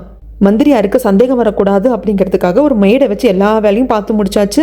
அங்கே இளவரசி ட்ரெஸ் எல்லாம் சேஞ்ச் பண்ணி தூங்கிட்டு இருக்கா. பக்கத்தில் தான் ஜின்மு உட்காந்துட்டு இருப்பான். தூக்கத்தில் இவளுக்கு பயங்கரமாக என்னமோ கனவெல்லாம் வருது போல இருக்குது. நோ அப்படின்னு சொல்லிட்டு எழுந்துட்டு அந்த குளோபை பார்க்குறப்ப அது க்ளீனாக இருக்குது. நல்ல வேலை ஜின்மு, நான் பயந்து போயிட்டேன், கெட்ட கனவு. எனக்கு ரொம்ப லாயலாக இருந்த ஒரு சர்வெண்ட்டு என்னை ரொம்ப இன்சல்ட் பண்ணுற மாதிரி பேசினா, நான் அவளை அடித்து கொன்ன மாதிரி கனவு கண்டேன். நல்ல வேலை அதெல்லாம் நடக்கலை. பாரு, அந்த குளோப் மாதிரி இருக்கிறது க்ளீனாக தான் இருக்குது அப்படிங்கிறப்போ, இளவரசி அது கனவெல்லாம் கிடையாது, உண்மைதான், நீங்கள் தான் அந்த மெய்டை அடித்து கொன்னுட்டீங்க. இல்லை என்ன சொல்கிற அப்படிங்கிறப்போ, ஃபஸ்ட்டு நான் சொல்கிறத கேளுங்க, குயின் கிட்ட போயிட்டு உங்களோட ஒரு சர்வெண்ட் மிஸ் ஆகிறா அப்படிங்கிற ஃபர்ஸ்ட் கம்ப்ளைண்ட்டை நீங்களே கொடுத்துருங்க. அப்படி நீங்கள் கொடுக்கல அப்படின்னா அந்த மெய்டு மிஸ் ஆகிறா அப்படிங்கிறப்போ ஃபர்ஸ்ட் சஸ்பெக்ட் நீங்களாக தான் இருப்பீங்க. உங்களை தான் சுற்றி விசாரிப்பாங்க. ஸோ குயின் கிட்ட போய் ஃபர்ஸ்ட் நீங்களே கம்ப்ளைண்ட் கொடுங்க அப்படிங்கிறாங்க. ஆனால் தங்கச்சிக்காரிக்கு மனசு ஏற்றுக்க மாட்டேங்குது. அடுத்த நாள் ஜின்மு கிட்ட சொல்கிறா, இல்லை நான் குயின் கிட்ட போய் சொன்னால் குயின் எப்படி நம்புவாங்க அப்படிங்கிறப்போ, இதை பாருங்க, இங்கே நீங்கள் வந்து நான் தான் இளவரசி சுபேக்கான இந்த ஹேர்பினை எடுத்துகிட்டு வந்தப்போ உடனே அரசர் வந்து உங்களை இளவரசியை ஏற்றுக்கல. அப்போ உங்களுக்கு வந்து தனியாக ஒரு கெஸ்ட் ஹவுஸில் தான் நீங்கள் தங்கிட்டு இருந்தீங்க. அந்த டைமில் உங்களுக்கு மெய்டே இல்லாமல் இருந்தது. இந்த மெய்டை உங்களுக்கு கொடுத்ததே குயின் தான். ஸோ உங்களை யாரும் டக்குன்னு சந்தேகப்பட மாட்டாங்க. ஆனால் நீங்களே போய் ஃபஸ்ட்டாக சொல்லிட்டுறது நல்லது அப்படின்னு சொல்கிறதுனால, ஓகே ஜின்மு சொல்கிறதுல நியாயம் இருக்குது அப்படின்னு சொல்லிட்டு ஓகேன்னு சொல்லிடுவா. அதே மாதிரி ராணிக்கிட்டையும் வந்து சொல்கிறா, அந்த பொண்ணு எங்கே போனா ஏது போனான்னு தெரியல, இதை நான் எங்கே போய் சொல்கிறதுன்னு தெரியல, நீங்கள் தான் அந்த பொண்ணு சர்வெண்ட்டாக எனக்கு ஃபஸ்ட் அசைன் பண்ணீங்க ராணி, ஆனால் ஒரு சர்வெண்ட்டு கூட என்னால் பத்திரமா பார்த்துக்க முடியல அப்படிங்கிறப்போ என்ன சொல்கிறா அப்படின்னு சொல்லிட்டு உடனே இந்த பிரச்சனை வந்துட்டு போகுது. ராணி என்ன சொல்லிடுறாங்கன்னா, அந்த பொண்ணை நான் தான் இளவரசிக்கு வந்து சர்வெண்ட்டாக இருக்கணும்னு ஃபர்ஸ்ட் அந்த பொண்ணை நான் தான் அனுப்பிச்சு வச்சு அந்த பொண்ணு மிஸ் ஆகிறா அப்படின்னா உடனே இன்வெஸ்டிகேஷனை ஸ்டார்ட் பண்ணுங்க அப்படிங்கிறாங்க. இந்த பக்கம் தாலும் தான் இந்த காசிப்பெல்லாம் யாரெல்லாம் பேசுவாங்களோ அவங்கள கூப்பிட்டு கொஞ்சம் விசாரிச்சுப்பாங்க இல்லையா. அப்படி ஒரு பொண்ணு மூலியமாக சொல்லனாக்கதான் உடம்பு சரியில்லாமல் அரண்மனை விட்டு போயிட்டா அப்படிங்கிறாங்க. அது தாலும் பெருசு எடுத்துக்கிறதுல என்ன சொல்லணும், எங்கே போயிருக்கா அப்படிங்கிறது தெரியும். அது மட்டும் இல்லாமல் இன்னொரு சர்வெண்ட்டும் மிஸ் ஆகுறாங்க. பிரின்சஸ்க்கு சர்வெண்ட்டாக இருந்த அந்த மெய்டு பொண்ணு தான் மிஸ் ஆகுறாங்க அப்படின்றது தாலுமுக்கே ஷாக்காக தான் இருக்குது. அதுக்கப்புறம் மாஸ்டர் மந்திரியார் எல்லாரையும் கூப்பிட்டு சொல்கிறாங்க. மாஸ்டருக்கும் பயங்கர ஷாக்கு. மாஸ்டர் கேட்குறாங்க, மந்திரியார் நேற்று நைட் அந்த பொண்ணு உங்களை வந்து பார்த்து காசு வாங்கிட்டு போகிறதா இருந்தது. அந்த இளவரசி போய் யாரையோ ஃபாலோ பண்ணுறதுக்கு ஹையர் பண்ணியிருந்தான்னு சொல்லிச்சே, அதுக்கு காசு கொடுக்கணும் தானே அந்த பொண்ணு வந்து நேற்று வந்து உங்களை பார்த்துருக்கணுமே அப்படிங்கிறப்போ வரல, ரொம்ப நேரம் வெயிட் பண்ணேன். அதுக்கப்புறம் இளவரசி சேம்பருக்கே போய் பார்க்கலாமே என்ன ஏதுன்னு தெரிஞ்சுக்கிறதுக்காக நான் அங்கே போனேன். அங்கே போனப்போ இளவரசி சீக்கிரம் தூங்கிட்டாங்க. நான் அந்த இளவரசியோட மேடை பார்க்கவே இல்லைன்னு சொல்லிடுறாங்க. அதுக்கப்புறம் குயின் இன்வெஸ்டிகேட் பண்ண சொல்லிட்டாங்க இல்லையா. ஸோ விசாரித்த வரைக்கும் சிலர் வந்து சொல்கிறாங்க அங்கே வந்து இந்த இளவரசியும் இருப்பா. ஆக்சுவலாக அந்த மெய்டு வந்து அவங்க அம்மா உடம்பு சரியில்லை இல்லையா, அவங்க அம்மாட்ட என்ன சொல்லியிருக்காங்கன்னா, அம்மா நாம் இந்த மாதிரி ஒரு ஐலாண்டில் போய் வீடெல்லாம் வாங்கி செட்டில் ஆக போகிறோம், அதுக்கு நான் பணத்தோடு வரேன்னு சொல்லிட்டு அவங்க அம்மா கிட்ட கடைசியாக சொல்லியிருக்கா. அது மட்டும் இல்லாமல் அரண்மனையில் ஒரு கொஞ்சம் பணமும் காணாமல் போயிருக்கு அப்படிங்கிறதுல சொல்கிறப்போ குயினுக்கு ரொம்ப ஷாக்கிங்காக இருக்குது. என்ன நடக்குது ஏது நடக்குதுன்னு தெரியல. அப்போ மந்திரியார் வருவாங்க. மந்திரியார் வந்ததும், நல்ல வேலை நீங்களே வந்தீங்க, அப்பா இளவரசிக்கு அந்த பொண்ணு நான் தான் வந்து சர்வெண்ட்டாக இருக்கணும்னு சொல்லிட்டு ஃபர்ஸ்ட் அசைன் பண்ணேன். இப்போ அந்த பொண்ணு மிஸ் ஆகுறா, எங்கே போனா எது போனான்னு தெரியல, அரண்மனையில் கஜானாவில் கொஞ்சம் பணமும் கூட வந்து மிஸ் ஆகுது அப்படிங்கிற மாதிரிலாம் சொல்கிறாங்க. அப்படிங்கிறப்போ உடனே அந்த முடிவுக்கு வந்துடக்கூடாது, அதில் உண்மையாக என்ன அப்படிங்கிறத நான் பார்க்குறேன், கணக்கு வழக்க நான் செக் பண்ணிட்டு சொல்கிறேன். அது மட்டும் இல்லாமல் இந்த இளவரசியோட மேடு காணா போகிறதுக்கு முன்னாடி கடைசியாக யாரை பார்த்தாங்க, எங்கே போனாங்க, காணாம போகிறதுக்கு ஒரு நாளைக்கு முன்னாடி என்னென்னலாம் நடந்தது அப்படிங்கிறது விசாரிங்க. அப்படிங்கிறப்போ தங்கச்சி கறிக்கு திக்கு திக்குன்னு இருக்கும். இங்கே அந்த அரசன் லீயை பற்றின டீட்டெயில்ஸ் எல்லாம் சொல்லலாம் கலெக்ட் பண்ணி சொல்கிறது அரசர்கிட்ட இளவரசர்கிட்ட எல்லாம் சொல்லிட்டு மந்திரியார் அமைச்சர்கள் எல்லாம் விசாரணை பண்ணிகிட்டே இருக்காங்க. இது பாருங்கள், அந்த அரசன் லீக்கெல்லாம் ரொம்ப நாள் நம்ம டைம் கொடுத்துட்டு இருக்க முடியாது, லாஸ்ட் வார்னிங் கொடுக்கலாம். அது லாஸ்ட் வார்னிங், லாஸ்ட் சான்ஸ், அவ்வளோதான். அதுக்கப்புறம் நம்ம போர் எடுத்துகிட்டு போயிடலாம். ஏன்னா மக்களோட நலன் தான் முக்கியம் அப்படிங்கிற ஒரு முடிவுக்கு வராங்க. இது இந்த அரசன் லீக்கும் தெரிவிக்கப்படுது. என்ன போர்னா பயந்துருவோமா பார்த்துக்கலாம் அப்படிங்கிறப்போ இவங்களுக்கும் வந்து மந்திரி சபையெல்லாம் இருக்கும் இல்லையா, அவங்களாம் சொல்கிறாங்க அப்படிலாம் சொல்லாதீங்க அரசரே, போர்னு வந்துடுச்சு அப்படின்னா நம்ம நாடு ரொம்ப வீக் ஆகிடும். நீங்கள் அதை புரிஞ்சுக்க மாட்டேங்கிறீங்க. ஏற்கனவே எல்லை பகுதியில் கொள்ளையர்களோட ஆதிக்கமும் அதிகமாக இருக்குது. அந்த நாட்டு அரசர் அவரோட இராணுவத்தையும் வந்து ஓரளவுக்கு வச்சிருக்காரு. இப்படிலாம் பண்ணாதீங்க அப்படிங்கிறப்போ இவன் தையாத்தாக்கான்னு குதிக்கிறான். கிடையவே கிடையாது, நாடே அழிஞ்சாலும் பரவாயில்ல, போர் தான் ஆச்சா போச்சா அப்படின்னு சொல்லிட்டு பயங்கரமாக கத்தி கூச்சல் போடுறப்போ மூக்குலேருந்து அப்படியே ப்ளீட் ஆக ஆரம்பிக்கும். அது அப்படியே கீழே சொட்டும். இது இந்த அரசன் லீ வந்துட்டு பார்த்தோன்னா அவனுக்கு ஒரு மாதிரி ஃபிட்ஸ் வந்த மாதிரி ஆயிடும். அப்படியே கை காலில் இழுத்துக்கிட்டு கீழே விழுறப்போ ஐயோ மருத்துவரை கூப்பிடுங்க அப்படி இப்படின்னு எல்லாரும் அலமோதிட்டு இருக்கிறப்போ நம்ம சொல்லனா டக்குன்னு வந்து அவளோட அந்த ஃபிங்கர் டிப்பை அவள் பல்லாலேயே கட் பண்ணி அந்த ரத்தத்தை இவருக்கு கொடுத்து காப்பாற்றுவா. அந்த ரத்தம் வாய் வழியாக போனதும் உடனே சென்ஸ் வந்துடுது, அந்த ஃபிட்ஸ் எல்லாம் போயிடுது. இந்த அரசன் லீக்கு நம்மளுக்காக ரத்தத்தை கொடுத்து காப்பாற்றிருக்காளே அப்படிங்கிற மாதிரி ஒரு பார்வை பாப்பா.